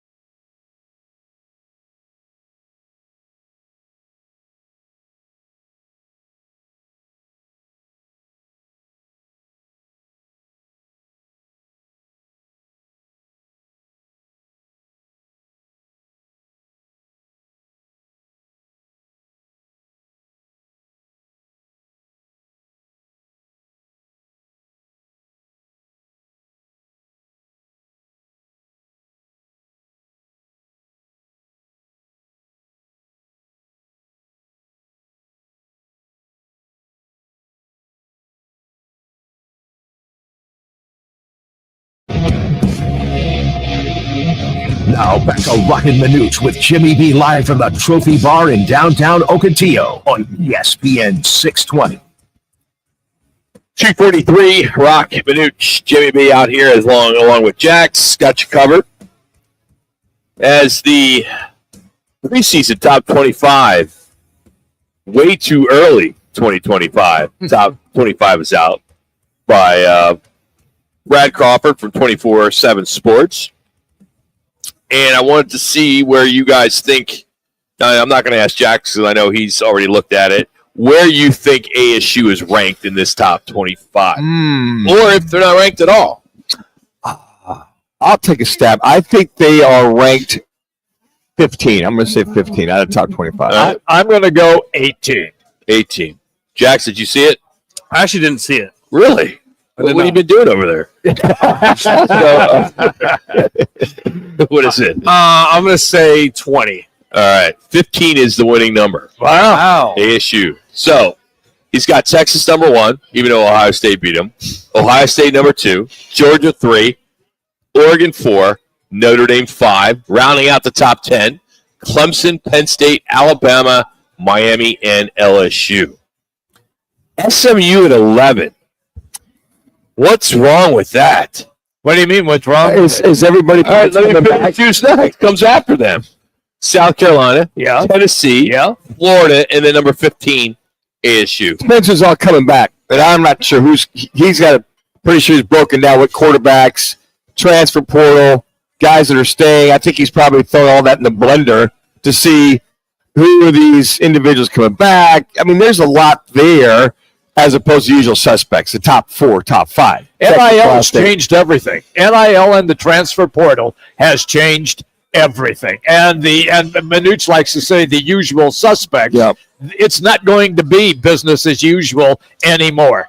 Well, except the top 4 or 5. The Texas, the Oregons. No, we know those. Why wouldn't you put Tennessee and Florida in there? They're 13th and 14th on this list. Because I think that's the usual suspects. Yeah, they lost more people. No. I said SMU is way too high. I agree, but it doesn't matter who you bring back. 13, Florida 14. When has Tennessee and Florida been in the top 4 the last 5, 6, 7 years? Tennessee was up there this year. They were this year, but Florida normally has been there. They have the law as of late. They haven't been. Florida getting down. They got money. They're spending money on NIL. Yep. I think what he's probably looked at was schedules, who's coming back, a lot of the transfer portal has been set so far. We're going to get to that. Jackson's got some of the transfer portal updates from the last 2 days as Arizona State's been active. But let me round out this top 25.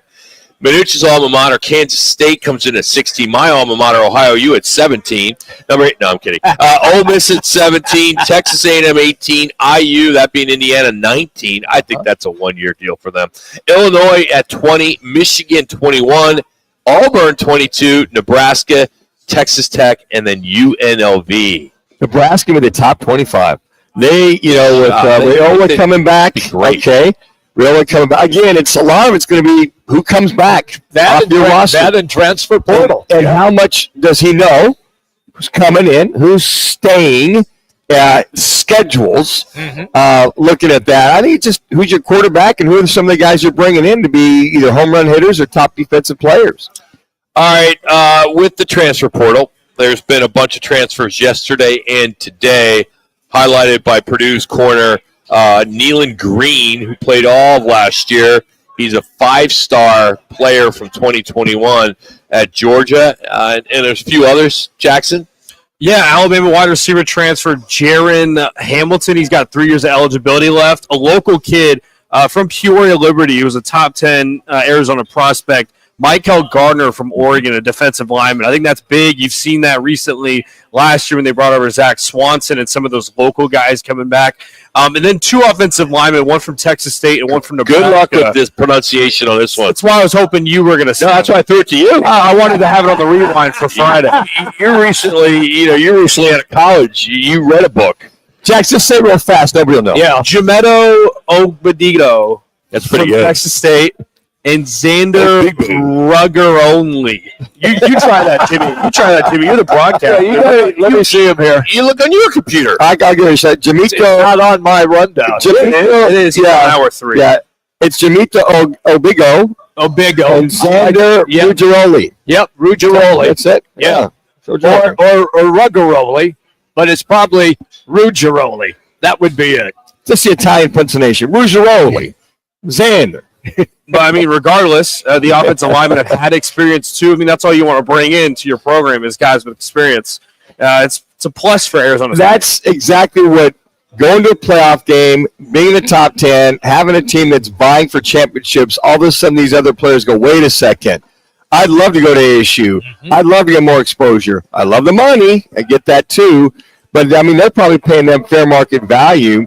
And, the Gardner kid coming from Liberty High School, coming back, and you look at this Nyland Green kid, a former 5-star, they're going, wait a second, where is my program going? Georgia's not going anywhere, okay. The big selling point they have, Manuch, was the game against Texas. Sure. That's their biggest selling point. They can show that to anybody. They convinced these young guys they do. that ASU's program go toe-to-toe with the best of the best. Went to the Final Four and should have beat them. Their convincing side was, she should have beat them or could have beat them. So they're going, okay, I've got a chance to go play on a regular basis. I've got a chance to go play. Nice weather. For the Gardner kid, I can come home Yeah. and compete for a national title, hopefully. Or I can compete for a conference championship.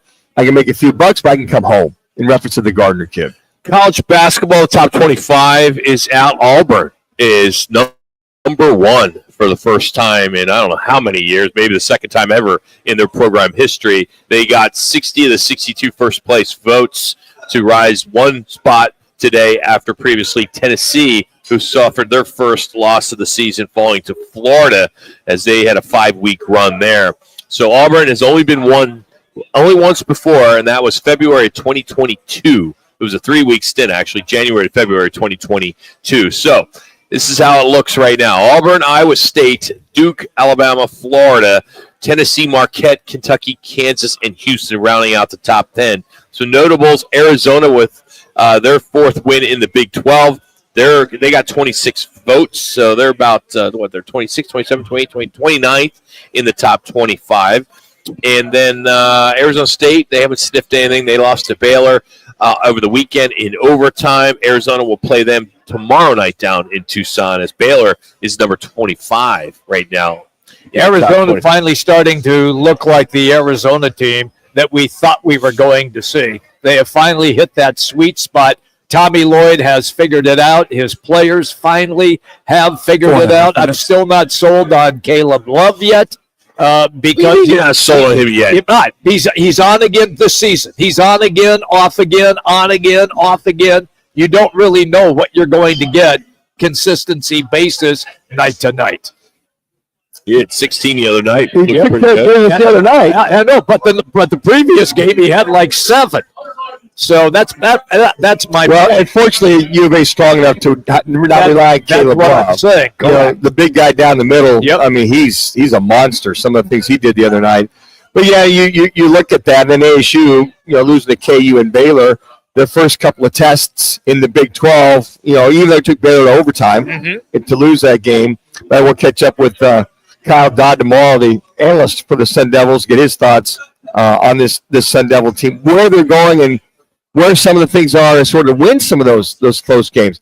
Heck, you took KU to the mat in the first half, then you got blown away in the second half. And then you take Baylor, a ranked team, into overtime. So are they that close in reference to some of the things they can get done moving forward? Your random fact of the day, before 2023, college basketball players weren't allowed to have a jersey number that includes a 6, 7, 8, or 9.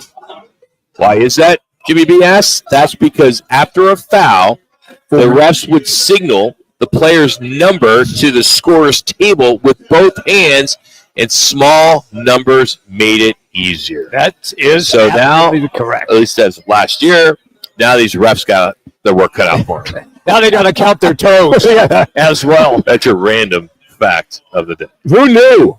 You do some of those things. Well, you guys are at the games. You guys go. You see the refs. They signal with both hands all the time, like 16 or 7. Well, they got to use code language now. Pretty much. You use sign language. File number 7. I sometimes find some of this stuff ridiculous. Because the referee is So if you go, 5-2, number 7, that's going to hand somebody to buy that jersey. It's free marketing. So what? I don't know. Some of these rules just crack me up. Hey, coming up in hour number 3 from the Trophy Bar, which is an ASU bar, of course. They host Kenny Dillingham's show here as well. We'll talk some Phoenix Suns as Booker led the way the other night. But I want to talk about Durant. What about moving Durant? I may be able to make a case for moving Durant for you. You may agree, maybe you won't. Frank Sanders will also join us, so we'll look forward to catching up with him as well. On top of that, Rock, I think some of the other things coming down the pike will be with this trade deadline. Right down in according to Nurkic, what's the big question mark? Is he Charlotte, whomever. How about, we'll get into this too, but Charlotte taking the Suns of the mat. Suns having to make that 19-5 run in order to win that game the other night. So it's going to be to see what maneuvering they can do. I think Butler is out of the question. I really do. Yeah, still pretty hot. I mean, there's still a lot of people because he wants to be here. The Suns want him to be here, but they can't seem to make it work. Well, he's going to want the extension. So, 35-year-old Jimmy Butler. That's why I want to make a case for Durant getting moved. Well, he's been your leading. Because they got to replenish is the word. They got to replenish these picks. They have nothing moving ahead. I will say that when you look at the Suns now, the last 25 games, the leading scorers have been either KD, Book, or Bradley Beal. And it should be. I agree. The big three are the leading scorers those last 25 games, win, loss, or draw, whatever. So Matt Ishbia, I feel, unless the James Jones of the world and those folks that run this team can say it'd be the best time to get KD, get him out. But what do you get in return that's going to help you make a move to go ahead and win or try to vie for Western Conference Championship? I just think it's too early to blow it up. If you can't get it this year, then at the end of the season, they blow it up at that time. I just don't think that's going to happen. Suns are 16-6 when Durant and Booker are both on the field. Yep. They've played about 600 minutes. 50 seconds. And maybe the new formula, Bradley Beal coming off the bench, they've discovered something. So I think we got 3 more weeks before that trade deadline. So if they can win this 5-game road trip, let's say win 4 out of 5, then maybe they feel they'll be on the right track, and then they'll have to worry about the trade deadline. I don't know. Unless you get something really viable for Nurk. I think you could get a lot more. Well, we'll break down a trade with Nurk, but I think for Durant, you could get a lot for Durant, especially a team that's looking to win. I'm going to make a case for Houston, but there are a couple other teams, maybe Golden State, maybe Dallas, that would make a run at Durant, and they could get something in return for him, which they could desperately use. But, hey, this next 5 games on the road, this is going to be the telling. This will be telling if they can do it or not. All right, hour number 3 is coming up. It's Roc and Manuch with Jimmy B on ESPN 620, 98.7 HD2.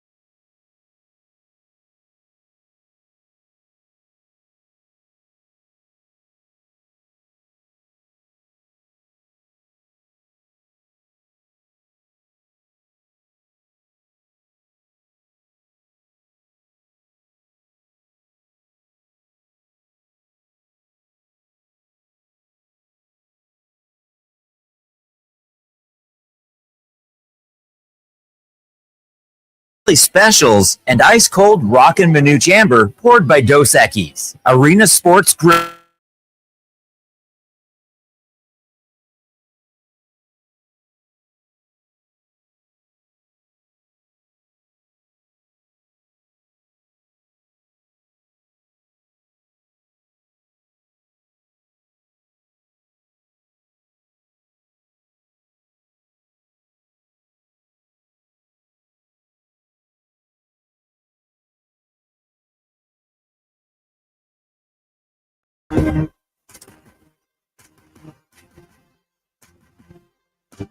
It's Roc and Manuch with Jimmy B. Now on ESPN 620, 98.7 FM HD2, and streaming live at ArizonaSports.com. The guys are powered by the law offices of Lerner and Rowe. In a record need a check? Make one call, that's all. 602-977-1900. And now on your ESPN station in Phoenix, ESPN 620, Roc and Manuch with Jimmy B. Well, Mike McCarthy is out as the Dallas Cowboys head coach, according to multiple reports. He and Jerry Jones were unable to agree on a new contract. You look at Mike McCarthy, took over in 2020, led them to 3 straight 12-win seasons. Unfortunately, this past season went bad. They dealt with a lot of injuries. They ended up finishing 7-10, did not make the playoffs. And there was a lot of talk that he was going to return on a new contract, but that is not the case. He is out, and it looks as though he is the front runner for either New Orleans or Chicago. And we will see how all of those turn out. I'm sure the Jets, who have interviewed close to 20 guys as well, I'm sure they'll make a stab at him as well. Not sure if that's the type of city he'd want to go to, Mike McCarthy, but he's good with the media. I don't know if he'd have any problems, but I think that would be my least favorite job. Where's the franchise quarterback at? Yeah. Or the young kid, Caleb Williams, Chicago. I think for me at least, that Chicago's a no-brainer. They get all that worked out from the standpoint as far as operations are concerned. They got a good offensive line, Manuch. They do that. They can't protect him at all. I agree. You got to start with the guy that pulled the trigger. New Orleans, Derek Carr's on the way out. You know, he's on his. Not that he's not a good quarterback. He's on his back half of his career. Caleb Williams has got all the potential. If he can go get that offensive line, that's why I said for a guy like Mike McCarthy, if he can have that input with the general manager on what's needed, how to build a team that can get to the next level. I mean, think about it. Last year, the Bears, the way they came on, they won 6 out of 7 games. They were that close, and they had the kid went to Pittsburgh. Justin Fields was your quarterback. Right. He got everything right. They got it right. They were on the precipice of going to the playoffs last year. Everything fell apart this year. So I think McCarthy, market-wise, sex appeal-wise, I mean, whatever you want to call him, I think if you got that guy that you feel can pull the trigger year in, year out for the next 10, 12 years, that would be attractive for me. I just think Dallas really handled this poorly. Somewhat embarrassing. Unfairly, yeah. I mean, to not allow him to interview with Chicago, at least the Chicago job is open. If they would have grabbed somebody else in this last few days, that would have sucked. But we'll see. That job may not be his. And maybe there's another job you think that, you think of Jerry Jones, you think he did that on purpose, that if he was allow him to go talk, it's going to tip the hand to everybody that I'm not renewing him. He didn't want to do that till the actual day of the contract being done. No, he made it sound like the reason we're not going to let you talk to Chicago is because we are going to renew That's what I'm saying. Yeah, they set him up like that, and then they squashed him. Like I said, they want to tip their hand that they're going to get rid of him. Yeah, they wanted to just make sure that, hey, look, he's our guy. We're not going to lie to talk to him. And I think the negotiations, in fairness to Jerry Jones, I think negotiations are going back and forth with he and Mike McCarthy, and maybe it just happened to be coincidental that the last day of his contract they couldn't get figured out. So here are some of the candidates that are being rumored for the Dallas job. Deion Sanders on the top of the list. The gamblers out there have him as the favorite, followed by Cliff Kingsbury. Of course, he has experience as a head coach with the Arizona Cardinals, spent some time at Texas Tech. He had a short stint as the offensive coordinator with Quinn, or I should say short stint, and the latest stint is offensive coordinator with Washington. Also, Brian Flores is on this list.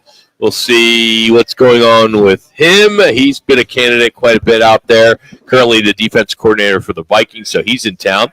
Calvin Moore, a former Cowboy and a guy that spent 3 years as a backup there before jumping into coaching. He was the QB coach in 18, the offensive coordinator 19 through 2022. And the year that they got to the playoffs in 112. Yes, he did. Yep. He may jump ahead. That's got no head coaching. And he is now, though, your Philadelphia Eagles offensive coordinator, and you see what he has done with Jalen Hurts and how that Eagles team. Well, he was with Justin Herbert last year. Yeah, I think the other side of that is that that Jerry Jones can control Kellen Moore. Kellen Moore just come in and coach. He doesn't care about whatever. And we'd be happy to go be head coach of the Star, knowing what things are like. And I think Kellen Moore, to go from that OC to get a head coaching job with the Dallas Cowboys, you're familiar with that organization. They're familiar with him. Yes. But again, I don't care who's the head coach at the Dallas Cowboys. It'll be the same old. Agreed. Unless you go get the players, go get the guys. They may have the guys. I mean, there's so many damn injuries this last year. And whether Dak Prescott can continue to build around Dak Prescott. CeeDee Lamb gets healthy. Dak Prescott gets healthy. Do you have your running back or not? You got offensive line. There's some things you can plug in. And I think if they get everybody healthy, get the right guy that they can control, then they might be vying for the playoffs like they did last year. Didn't Prescott with Kellen Moore throw for over 4,000? Yeah, they did real well. They were vying for the playoffs. That's what I thought. Year in, year out. Yeah. I mean, they were – it's not so much injuries. I can't tell how many – with the injuries affecting the National Football League specifically, if your guys are injured at the key positions, you got nothing. Look at the 49ers this year. Right. Major injuries, major holdouts, and then on top of that, if you don't have your core nucleus, and the way the NFL is so hard to win with free agency, you'll go from first to worst, which we saw in San Francisco. Yep. How does that happen? Well, salaries, free agency, drafts, and then injuries. Coach Sark at Texas is being rumored as well. They're going to have to pay him about $13 to $15 million because in Texas, he got 10.6 excluding bonuses. He maxed out on his bonus payout this past year, which was 1.85. So you get him up there already at about $13 million. Of course, getting into the college football playoff, got a couple bumps there too. He is currently the third highest paid coach, according to USA Today, and in college. So you would have to pay him a lot of money. I don't know if Jerry Jones would do that. He doesn't seem like the guy that would bring on a college coach. I'm with you on that 100%. And I know the Cowboy backlash from the fan base would be, well, he didn't get to the championship game. They got beat by Ohio State. And ASU should have beaten them. ASU should have beaten them. So that's a tough sell for me. Jerry, you think when Garrett was the head coach, here he was, quarterback coach, offensive coordinator, high within, knows the system, right? Knows the way of life for the Dallas Cowboys. No issues here when I bring somebody in from the that knows what we're doing here. That's why Kellen Moore might be the guy. He knows what's going on. He's not going to create any waves. Now, Sark might go, if they made that offer to him, you know what? I did my best in Texas for a few years. That's as far as I can take that program if he's going to lose all his stars 2 minutes. as opposed to staying there. So I don't care unless a head coach that's been successful at the NFL level in playoffs or even Super Bowls comes into there. I'll throw another name out there, Pete Carroll. Would Pete Carroll be a guy that comes in that knows how to get it done defensively and cooperates with the general manager? Be a guy to get that moving forward from that standpoint too. Are you going after a coach, though, that is 73 years old? Even though Pete doesn't look it or act it, that is his age, and he did have a downward trend before he was let go with Seattle. And I think with Seattle is with the cooperation from the ownership as far as free agents and for trades. Their hands were tied. But the other thing, too, Pete Carroll's more of a defensive-minded. He is. And I think Jerry loves all the glamour, and Dak Prescott throwing for 5,000 yards. Right. He likes the juice. He likes the hype. He likes the marketing. But I mean, that's another name. I mean, Bill Belichick, 73, 74. Right. He's doing his thing in college. So I think Pete's might be 72 going on 50. I understand that, yes. But I think it's that head coach that goes in for interviews that's got to convince Jerry if he's going to hire the older guy, that he can get it done. So like Deion Sanders would make the most sense. You know, if you remember, Michael Irving said, I think it was in November, you know, and he's really tight with Deion, said that if the Cowboys could draft Shador, that Deion would leave Colorado. That would be the only way he would do that. And they have the 12th pick this year, the Dallas Cowboys, that is. They can make a move. There are just a few quarterbacks that are available, though, and there's probably more teams that need quarterbacks than not. Yeah, right? it's going to be 1 and 2 because Tennessee, Cleveland are up there. Yeah. And Cleveland at 2, the whole Deshaun Watson thing, he might be out for all of 2025. Yep. I don't know. That's a tall ask, especially with Dak's contract if you were to trade him, but what team would want that contract? Yeah, They have to do a thing like Denver did, unloading everything and getting rid of him. It's just a sticky situation if you're Dallas. So if you're Tennessee, though, you make the Mike Ditka trade years ago. I remember that. And give them everything they want, and you get Shador at number 1. Yeah. You're going to tell me that Jerry Jones and Deion Sanders can't get in a room and say, let's do this. But if the Titans, and they don't have a GM, I don't think right now. So you may get some rookie general manager like we're watching draft with the Cleveland Browns. If you remember with Kevin Costner, where you're getting these rookie GMs, this will make your career. You know, Draft day. you do it. You think of the New Orleans Saints trade with Ditka? Tennessee. You said Tennessee. No, they would be doing it with Tennessee. I get it. They do something similar to what they did. Jerry's a little prideful. Well, wait a second. So he doesn't want the tail wagging the dog. No, Jerry wants to call all the shots. That's right. He wants to call the shots. So I guess Jax. I agree with you. That's a tall task. And then 2% to be up that high. 1 to 12. It's huge. Yes, it is. It's not like they're going from 1 to 4, 1 to 5, 1 to 6, trade back up. That's a lot. You would have to give up a way more, I would say, than the Panthers-Bears trade they did. They have to hire Dion purely on if we can get your son fine. If not, you got to come. We want to hire you based on coming to coach this team. So do you take Shador or do you take Cam Ward out of Miami? Well, they're both damn good. I really like Ward. I like his size, his ability. He's proven in big games over and over again. He did it at Wazoo. Washington State. You know what? They're both damn good quarterbacks. Coming out of college, they really are.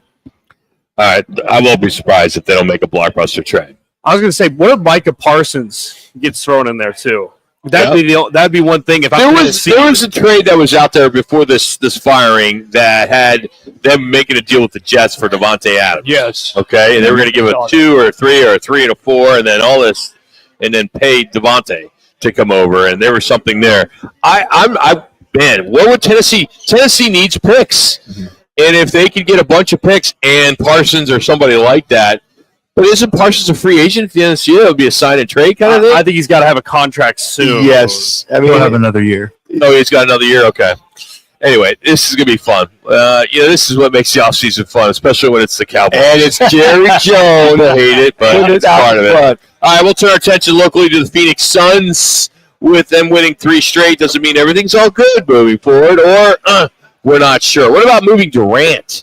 Could that be a smart move? It's all Suns next. It's Roc and Manuch with Jimmy B now on ESPN 620 98.7 HD2.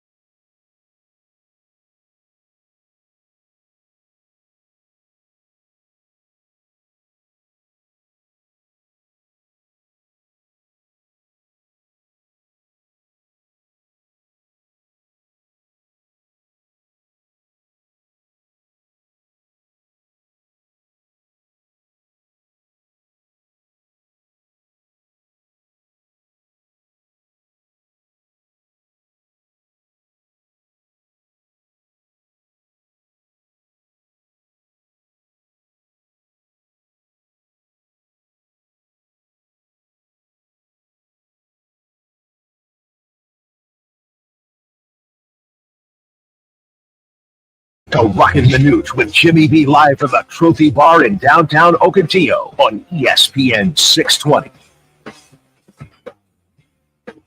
Booker has the basketball now. Suns put it in play. It's a shootout on the shot clock. Pierre has it. Back to Book. Cook's going to fire a three from the left wing, and he carried it. I mean, Devin Booker, stone cold, 3-point shot from the left wing with the shot clock winding down. Cook's got 27, and the Suns are within 5. Suns come back and win last night against Charlotte. They win 3 in a row. They head to Atlanta for a 5-game set, which I think is going to be very interesting, as it's been somewhat of a roller coaster ride for the Suns team, and with all the talk and chatter about the Suns reportedly exploring all avenues to somehow land Jimmy Butler and, of course, Bradley Beal with his no-trade clause. But now here he is coming off the bench. The last 3 games was like 25, 25, 15.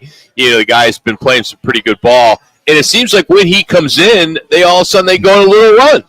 They start, playing well. Well, I think it's because it frees him up to go play his game. Are you telling me he's Vinnie Johnson? He's a human microwave? No, I don't think so. I just think that when Bradley Beal comes in the game, all of a sudden he's free to go score and go do his thing. He doesn't have to worry about distributing the ball to KD and Book. It's like, all right, now it's your time to shine, literally, and go in there. And then he and Grayson Allen hoisting threes. He's driving to the rim. He's playing defense. He's getting steals. It's like, he's on the court, and he's kind of like, he feels like he's responsible, accountable. He's the guy now. He doesn't have to worry about the other 2 guys. And I, quite frankly, I think we're seeing the guy that we were hoping to see. I think sometimes you get too many cooks in the kitchen, you don't see that. Well, one of the things that I have seen from him in the last few games is that his hustle level has increased. And so he is playing now with some urgency, where before it was missing terribly. I'm still not sold on him or his contract or all the talk about trying to get him to waive his no-trade clause. He's not going to do that. All right, let's forget about Beal right now. Okay. And what's the upside on keeping Durant, Jimmy? The upside would be that he is a guy who can close a game for you still in this league. In the last minute, you need a bucket or 2. He is a guy who can still get that for you. And last night, it was KD the last 5 minutes that had this team win, and it was all KD the last 5 minutes, to your point. Closed out a game. So 36 years old, right? He's a top 10 player right now. Will he be a top 10 player if they extend his contract with $120 million for 2 years? This summer. I'm not walking through that door yet, because at the moment, depending on where this team ends up, do they get into the playoffs? Even if they get into the play-in game and then play themselves in, then I'd be more inclined. Then I'd be more inclined to consider it, but not yet. With the history of KD, okay. I love KD. This is not going to. Let me say this. Okay. He left Golden State after they won these championships, right? He did. He demanded a trade there. He wanted to get out. Goes to Brooklyn. He gets traded there, and he wants to get demanded. He demanded to get out of there. Correct. Who's to say that he wants to change the scenery here if this team blows up over the next 2-3 months? I think you hit the nail on the head. Close to $55 million next season. Yes. And then he could be an unrestricted free agent the following year. Mm-hmm. Why wouldn't you put him in the market now and get a bunch? Because they need to replenish picks. They need to get some players. Because I think Matt Ishbia designed to take over ownership to bring KD, you already got Book, and Bradley Beal to win a championship now because of the staleness and the being stuck in neutral the Suns organization has been in the last 10 years. You remember, guys. Wait. They were just in the NBA championship. I'm sorry, a couple years ago, right. Yeah. But you got to remember, we were 6-7 seed going to the playoffs, going nowhere fast. Ishbia wants to negate that, get back to those few years ago. I get that. And I think there's too much pride. There's too much, all right, Suns fans, I put my neck out there to do this. He wants to finish this out before he does what you're saying in trade. Now, the other side of it is, I think what you alluded to, Rock, is he, when you ask the question, is he physically capable of maintaining this same spot for a couple of years? I say yes, he is for another 2 or 3 years. For $55 million? for $55 million. Yes, I don't see him slowing down whatsoever. Okay. I'll walk through that door. So you'd be 37, 38. Okay. I'm not buying it. I think you look at If he gets dinged, he's out for a while. He's been up and down when it comes to being hurt. I mean, the older you get, we all can agree. Sure. It's easier to get banged up and you're out. And these days, in the NBA, you break a nail, you sit for 2 weeks. But KD is not that, guy's going to drive to the lane all the time. He's more outside shooting, intermediate shots. His game is not a physical game to put him in harm's way. Now, if he pulls him, the only thing he's had injured in reference to was the ankles and the Achilles. Okay, now the ankle thing can happen. Anybody can roll it. He's had 2 of those, but he's not that physically dominant guy. He's going to put himself in harm's way all the time.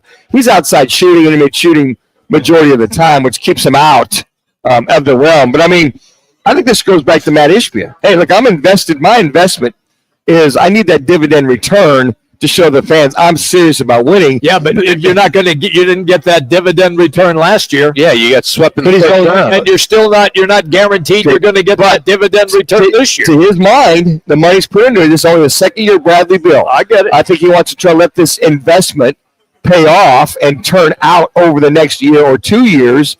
He's not going to trade this guy any of his 3 guys because he don't know that. So you think that if you trade away KD, don't you think 3 or 4 guys, that they're going to all of a sudden become this Western Conference title contender with the guys? Well, you're not right now. Well, but this current, on paper they should be. Okay, with this current rotation where it's working, do you think that the trade deadline in 3 weeks is going to be the culprit to stay where it has to be? That's why I think these 5 games on the road are being very. It has to work. That's what I'm saying. It has to work on this road trip in order to believe that. This argument might be premature until a week before the trade deadline. Where are they at? What have they done? All of a sudden, this thing could go, hey, we found it. We found the magic dust. Bradley, we got, you might trade Nurkic, whatever. Speaking of Nurkic, there's a trade that's going out there with the Charlotte Hornets for Nick Richards and Grant Williams. So Nurkic and a pick or 2 down the line. Williams, he's out for the season right now with an ACL. Right. But the numbers work. It's one of those deals, so they can maybe use him later. But for Richards, Nick Richards, that would be a massive upgrade. Sure, I can see something like that. We always talk about a center, and Nurkic is not the guy, right? I mean, he's not. Well, he's been disappointing. I think he gets, even the big guys get caught up in, we got to hoist 43s. Well, depending who's guarding you, I mean, it's not that he can't shoot the 3. And then they get caught up in, that's not your role. And I think the 3-ball finally, Book hit 4 out of 9 threes last night.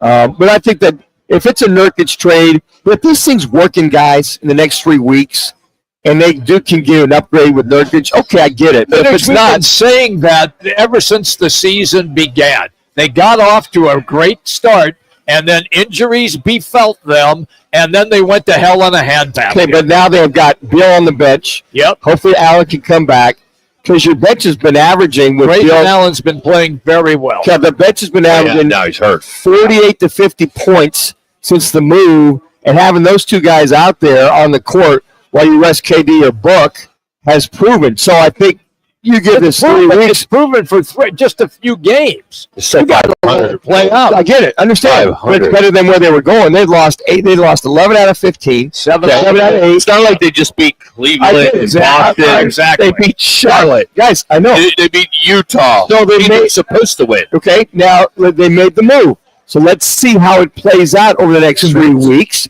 If it's successful, then you have to evaluate. Now, if this thing goes to hell in a handbasket, at that time, then Matt Ishbia's got to go, okay, I don't see any hope whatsoever. Then he might make moves. So, with Bill now in the fold, and now if he can come back up the injury, this thing's brand new. So you won, 4 out of 5 with the move? Let's give it 3 weeks. Bradley Bill, sorry, you're staying there. We're winning. And we go from there. Book and KD, and you be a leading scorer on top of it off the bench. I just would hate a scenario, and yes, it is premature, that things do go south and Kevin Durant says, I don't want to be here. And he might. And he might. And, because the players run this league. They do. And if he's not happy, he's going to demand a trade. Yep. And He's go gonna find somebody. He's going to be Jimmy Butler is what he's going to be. He's going to be Kevin Durant. Yeah, but no. He's going to be Kevin Durant what he's done in the past. That's it. Yeah. Did it in Brooklyn, did it Golden State. Yeah, he did. But don't you think you could have hinted at that last year's as bad as the Suns got last year? No, they just signed him. They just I know that. They just paid him a load of money. But I got to believe even KD is going, okay, let's see how this current rotation figures out. But you just that's a risk you take, and with the players running the league tail right, it's going to be that way. As an owner, you go, okay, KD comes to me and says this isn't working, and okay, KD, we're going to trade you. 30. How's that? How do you feel about that? You want to go somewhere where you're going to have a chance to win? Because this year, as far as we're concerned, it's not working. 500 team. We might not even make the play-in game. Yeah. No play-in tournament, if you will. It just about everybody makes that. Right now, you're right. Right now, they're on the outside looking in. Hey, Frank Sanders, a former Cardinal and Raven. He is going to join us next. But first, a local sports update from our good buddy Jax as we're coming in from the Trophy.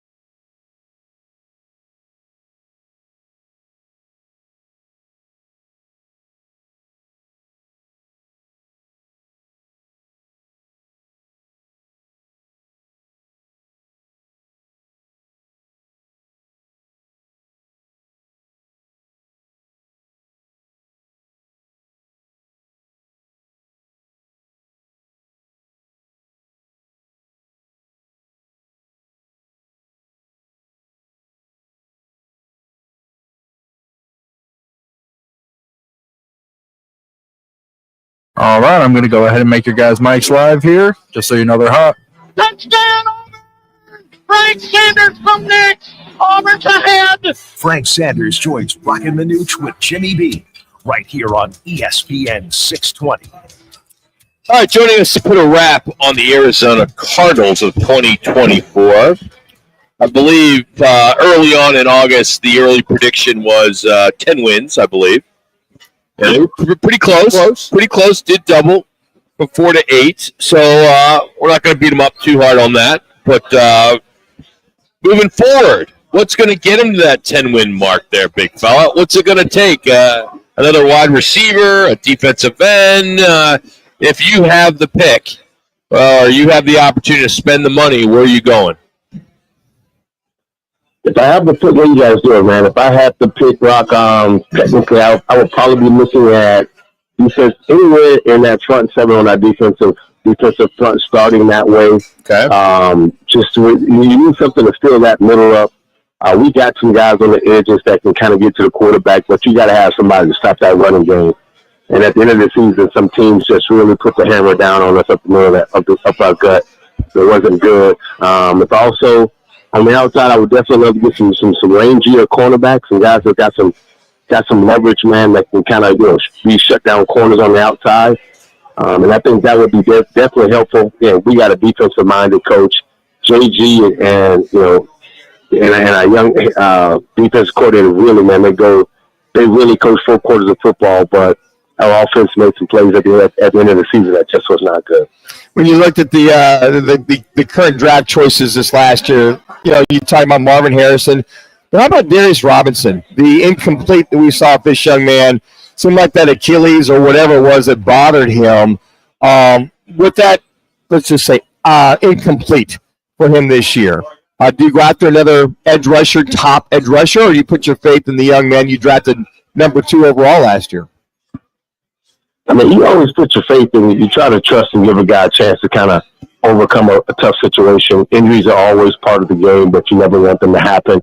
Everybody was looking forward to having him come out and really, show his exploits and what he's able to do. The edge rusher right now is technically the number 1 item on a defensive front, and you need those guys to kind of put pressure on the quarterback. It would be great to see him come back healthy, but you got to protect yourself as well. And any guy that you can have as a dual guy that can go from defensive tackle to defensive end, or you can have a rangy, athletic, defensive end that you can move around a little bit, that will be very helpful. Again, our front 7 needs a little bit of help. The last couple games of the season, teams really just kind of ran the ball at us and stuck it down our throat and run really good. So I think that would be definitely helpful, as well as, you can always speak to our receiving core. Marvin Harrison had a pretty decent season, but he could have had a better season. Anytime as a wide receiver, the tight end leads the team in catches, I will not be happy. And I think that will definitely be helpful to have somebody on the outside with some speed. Man, I agree totally, Frank. That I don't look at Marvin Harrison Jr. as that home run hitter. I see him as a solid receiver. So if you're going to go after that number 1, or go get that juice on offense where you can stretch the field on every play with somebody. Now, obviously, the T. Higgins of the worlds are out there, free agency-wise. Is it a must for this offense to get that home run hitter that can take it to the house any time to be maybe your true number 1 guy? It's funny, man. I had the blessing of coming in with Rob Moore. Larry Fitzgerald had the blessing of coming in with Anquan Bowler. When you look at Marvin came in with, and then a second-year tight end and also a second-year receiver in Michael Wilson, and so he didn't really have that guy that you can take, you can take pressure off of him. So he's still in a developmental stage. He realized that this year, Manuch, he got the best cornerback. He saw the best cornerback every week of the season. And he deserved it. That's just what it is. I'm pretty sure he will not be the same receiver next year as he had a learning curve this first year.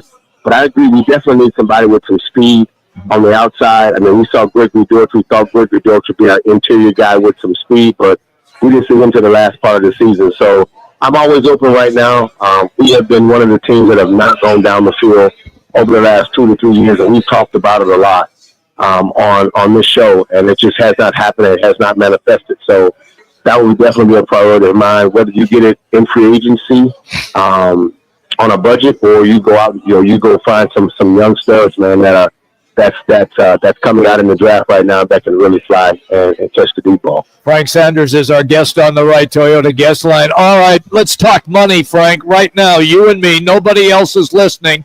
They've got roughly $70 million under the cap, Frank. Allegedly. 70 mil under the cap. You got to go get some dudes. If you're going to compete against the Rams, the Niners will not be as bad as they were this year because of all the injuries, and Seattle isn't going anywhere. You got to spend some money and go get some dudes. Am I right? Oh, you're absolutely right. My first initial offer, if I could offer to somebody, I'm trying to go get the cheetah. Without a doubt, we need speed. We need somebody with a name that can garner some attention. I'm okay with what a 1 year or 2 year deal would probably do with that, but I'm not saying he would want to come here. I'm just saying that I think I would put an offer out there on the table for him. You got to go get some guys, man, on the offense that can get that ball down the field, that can create a threat. And so I agree with you 100%. We need some dudes. I think our coaching staff are dudes who have proven over the last couple of years they can coach, and they can coach 4 quarters of football. If they have the right players to go out and play, I would definitely make that. I would definitely go out and spend that money to try to get the guys in there so we can win and win right now. I'd also go out and try to find that top-notch veteran backed-up quarterback to come in and maybe push one Kyler Murray or be available if he were to go down and you make all these moves and you're on a roll and you have a guy that can come in and pick up right where he's left off with that experience. I agree with you on that. It's funny about the NFL. There's only a few teams, man, that you can watch that sees the value in having experienced veteran quarterbacks on them. I don't know what ownership or general manager and how they put together their mindset that they don't think their quarterback can handle having an experienced quarterback behind them, or for those who think it's okay to have 2 or 3 guys on the staff that has, at least 6 to 12 years of experience that you can have just in case your number 1 quarterback goes down. That 2 minutes left for Frank. Cardinals way, and we might have seen that maybe 1 or 2 years, but it hasn't been their way. And I'm not sure the last couple of years that we've brought guys in. Colt McCoy was probably the last veteran / quarterback we could see. I agree. Kyler is who I think Kyler's going to be our number 1 quarterback regardless, unless someone comes up and make a trade or the Cardinals just, they slip. They do a very good job of playing, sleight of hand with us on draft day, and that would be pretty amazing for some of the Arizona Cardinal fans. But I would love to see a veteran quarterback, man, in that fold, just to kind of give him just to give a little bit of bump on the offense if something does happen. All right, it's just you and I here, just like it was just you and Jimmy B. You're jealous of that, huh? Be honest, you are a big closet Dallas Cowboy fan. Now that your head coach has been fired or not extended, who's going to be the next head coach for your Dallas Cowboys, Frank Sanders? Look, I'm glad it's just me and you right now because, if anybody knew that I was a little Cowboys fan growing up with, I didn't want no one to know that. So, just us, yes. Right, just so you know. Yeah, okay. So you know. So, taking you back to your early days. I'm definitely going back to get Dallas Cowboys is here. You can't ride the logo that long, and the tenure. The team cannot. You have to have a coach that comes in that has demeanor, that has strength, that understands the value of hard work and getting guys to pay attention to detail. And so if it was on me and I could hire somebody, I would definitely make a pitch for Deion Sanders right now just because his last name is Sanders. But it's just us. We just talking. So don't tell nobody. But I would make a pitch for him because I believe he understands what the star means. I think he understands what the value of it means to put the hard work in. Despite all the fame and the fun and the flash that comes along with it, getting your butt kicked is never fun. So I think that needs to be the biggest point that needs to be made. And so if I can go out and get a coach, I think him and Jerry could kind of argue and wear the pride of Dallas Cowboys the same kind of way. But you got to get a coach that understands that and values, paying attention to details and good to wrap whenever you guys are ready. Have to go out and win. And the only way to earn that respect and that star deserves that. Unless if you take L's, everyone's gonna make you a big joke.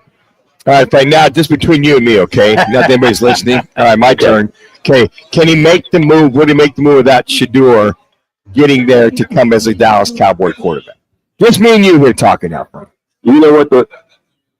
So technically, if you've been listening to Dion and all his press and where he's been going with it, it has not been that. He's been one that's he wants to continue to keep his hands on what his son is doing and where his son is doing it at. And that, to me, if you can strike lightning in a bottle and get your son and the coach and they both able to make that transition from high school to junior college, from junior college to one football on to the pros. If you can do that and get it to make it successful, that'd be great.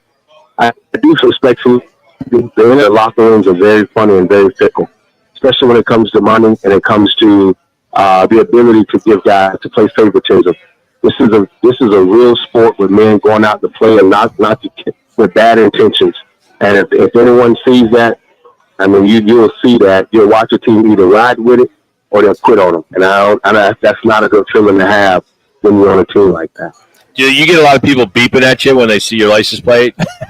I love boys. You mean the Cowboys? I see that. What? That license plate it just says LV. Oh, boys. Okay. Love boys, as in Cowboys. Got it. Okay. And then you have that license plate holder. Because I remember Ron Wolfley. He used to drive his red Jeep, and he had the Cowboys place, license plate holder too, which was kind of a big deal. So that was kind of funny, So I'm assuming you have the same one. You probably do, right? No, sir. And I will never have that plate. Once they got rid of Tom Landry, I stopped being a Cowboys fan. They got rid of Utah, Everson Wall, Drew Pearson. They got rid of the guys that I liked when I was a young kid. I stopped being a Dallas Cowboys fan.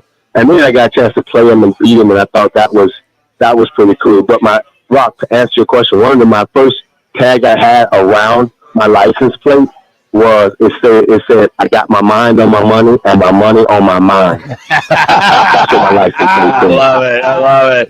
Thank you, buddy. We'll talk to you next week.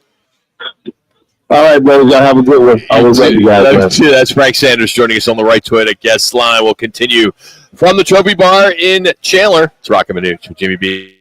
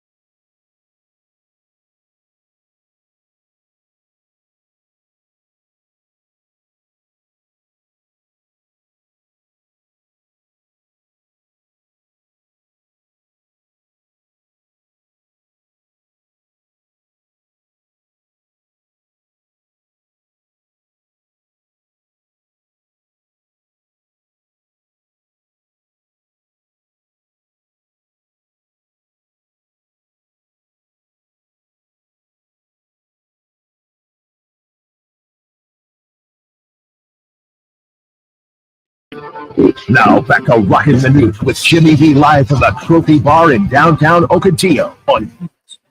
Verbal cue the KD up.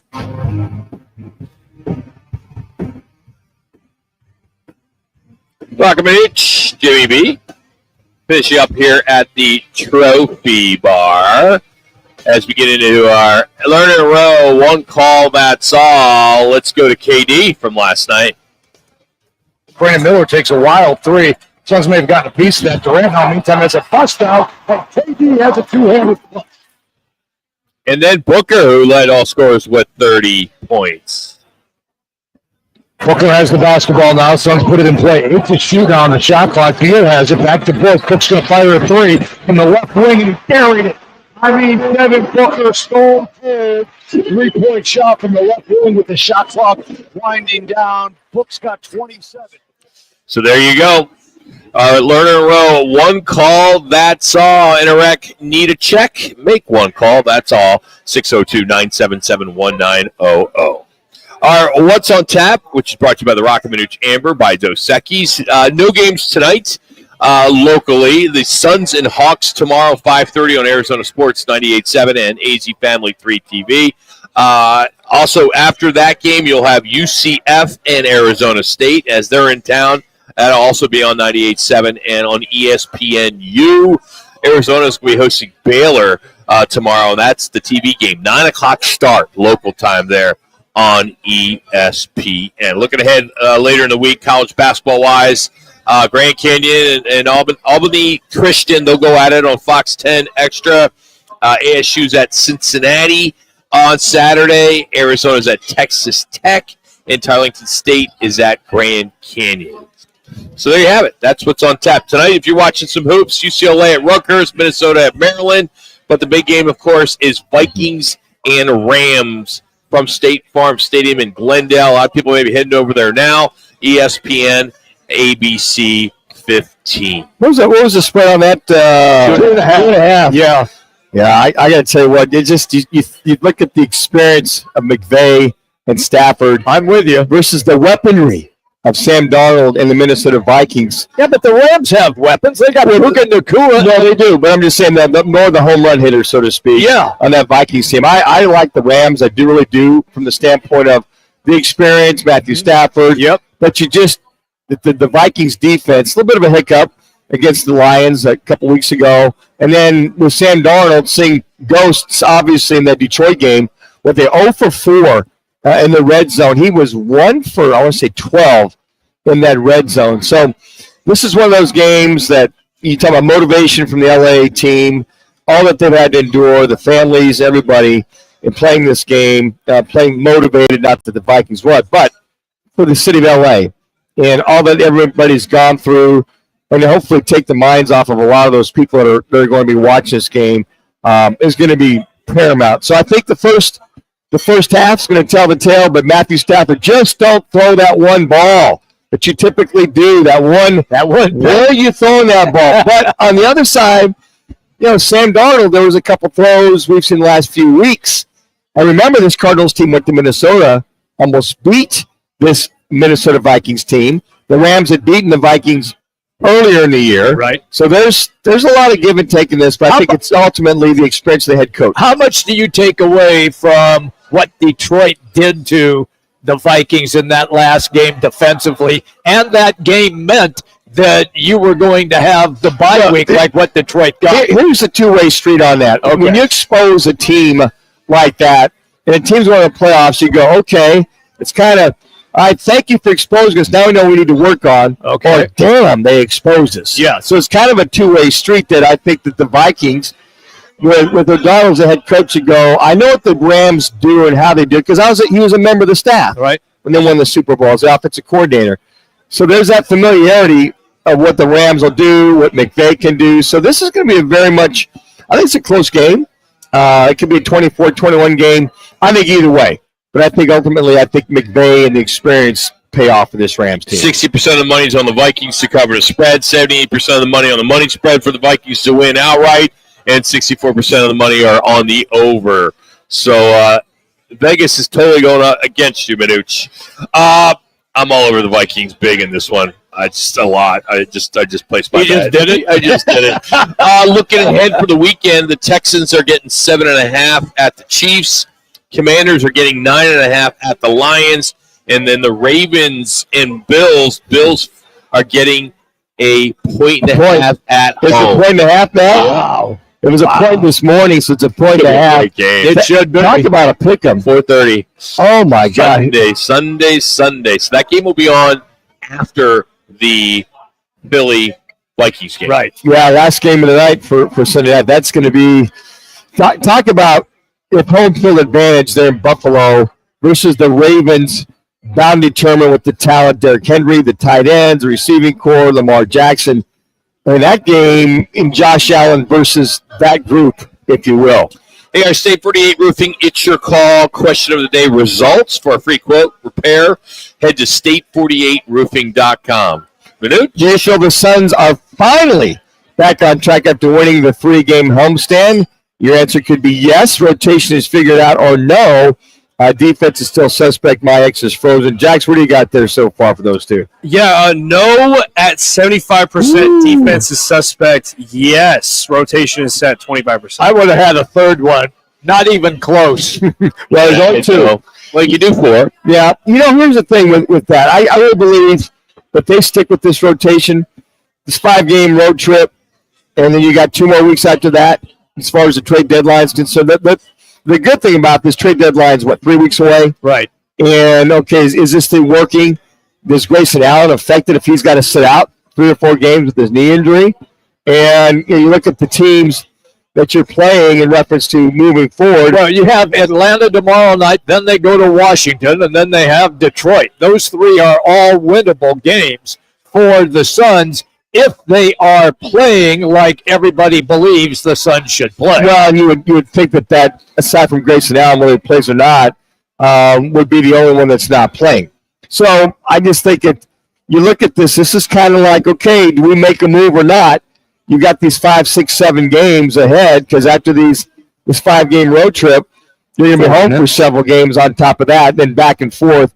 But, you get in toward the end of January, that first week of February, you got some teams aside from Golden State, Minnesota, LA, that you're going to have to make some huge decisions if you're Matt Ishbia. I think what you were talking about a little bit earlier, Rock, in reference to, well, if they're going nowhere fast this year in the next 2 weeks, we got to make moves. How much does Matt Ishbia, the owner, buy off or write off on that if you're going to trade guys away? Because he's put it out there. Yeah. He's paid for it. Yes. And if he wants his investments to pay off, he'll go hell or high water unless he figures. Right now, they're on the play-in side. They're number 10. Don't you think that pick or Ishbia's Durant signing was a way to make a splash? Agreed. Being a new owner. Agreed. His first taste of an ownership of an NBA team comes in and makes that splash, and then I think everybody would regret the Beal trade because of what they mortgaged off. Sure, I think that and I mean you never can. Hindsight's 20/20.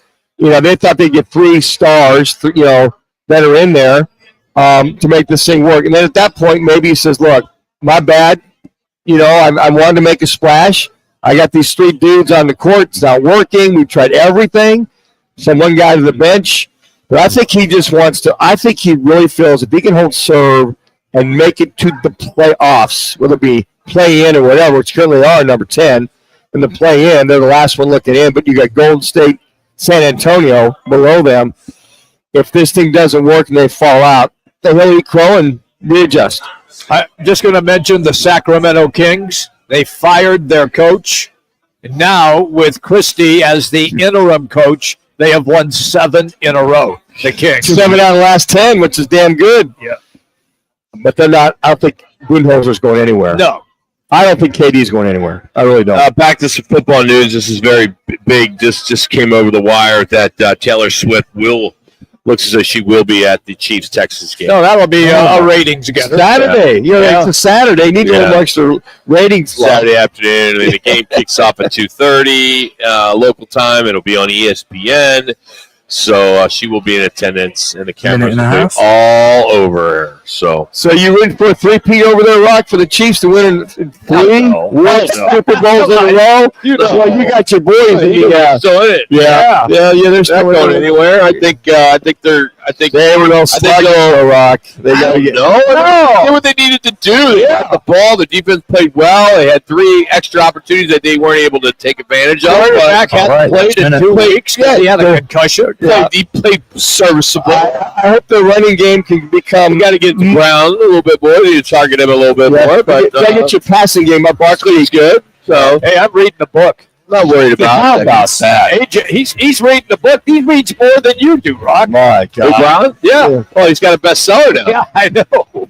Hey, tomorrow we will be in the studios of ESPN 620. So we will see you then. We appreciate Trophy Bar for having us out. If you miss anything, go to rockandmanuch.com. Don't forget to make plans. 30. Next Monday, we'll be out at DraftKings at TPC for the National Championship. Looking forward to that. So hopefully you come out and join us. We'll be there from 1 to 4.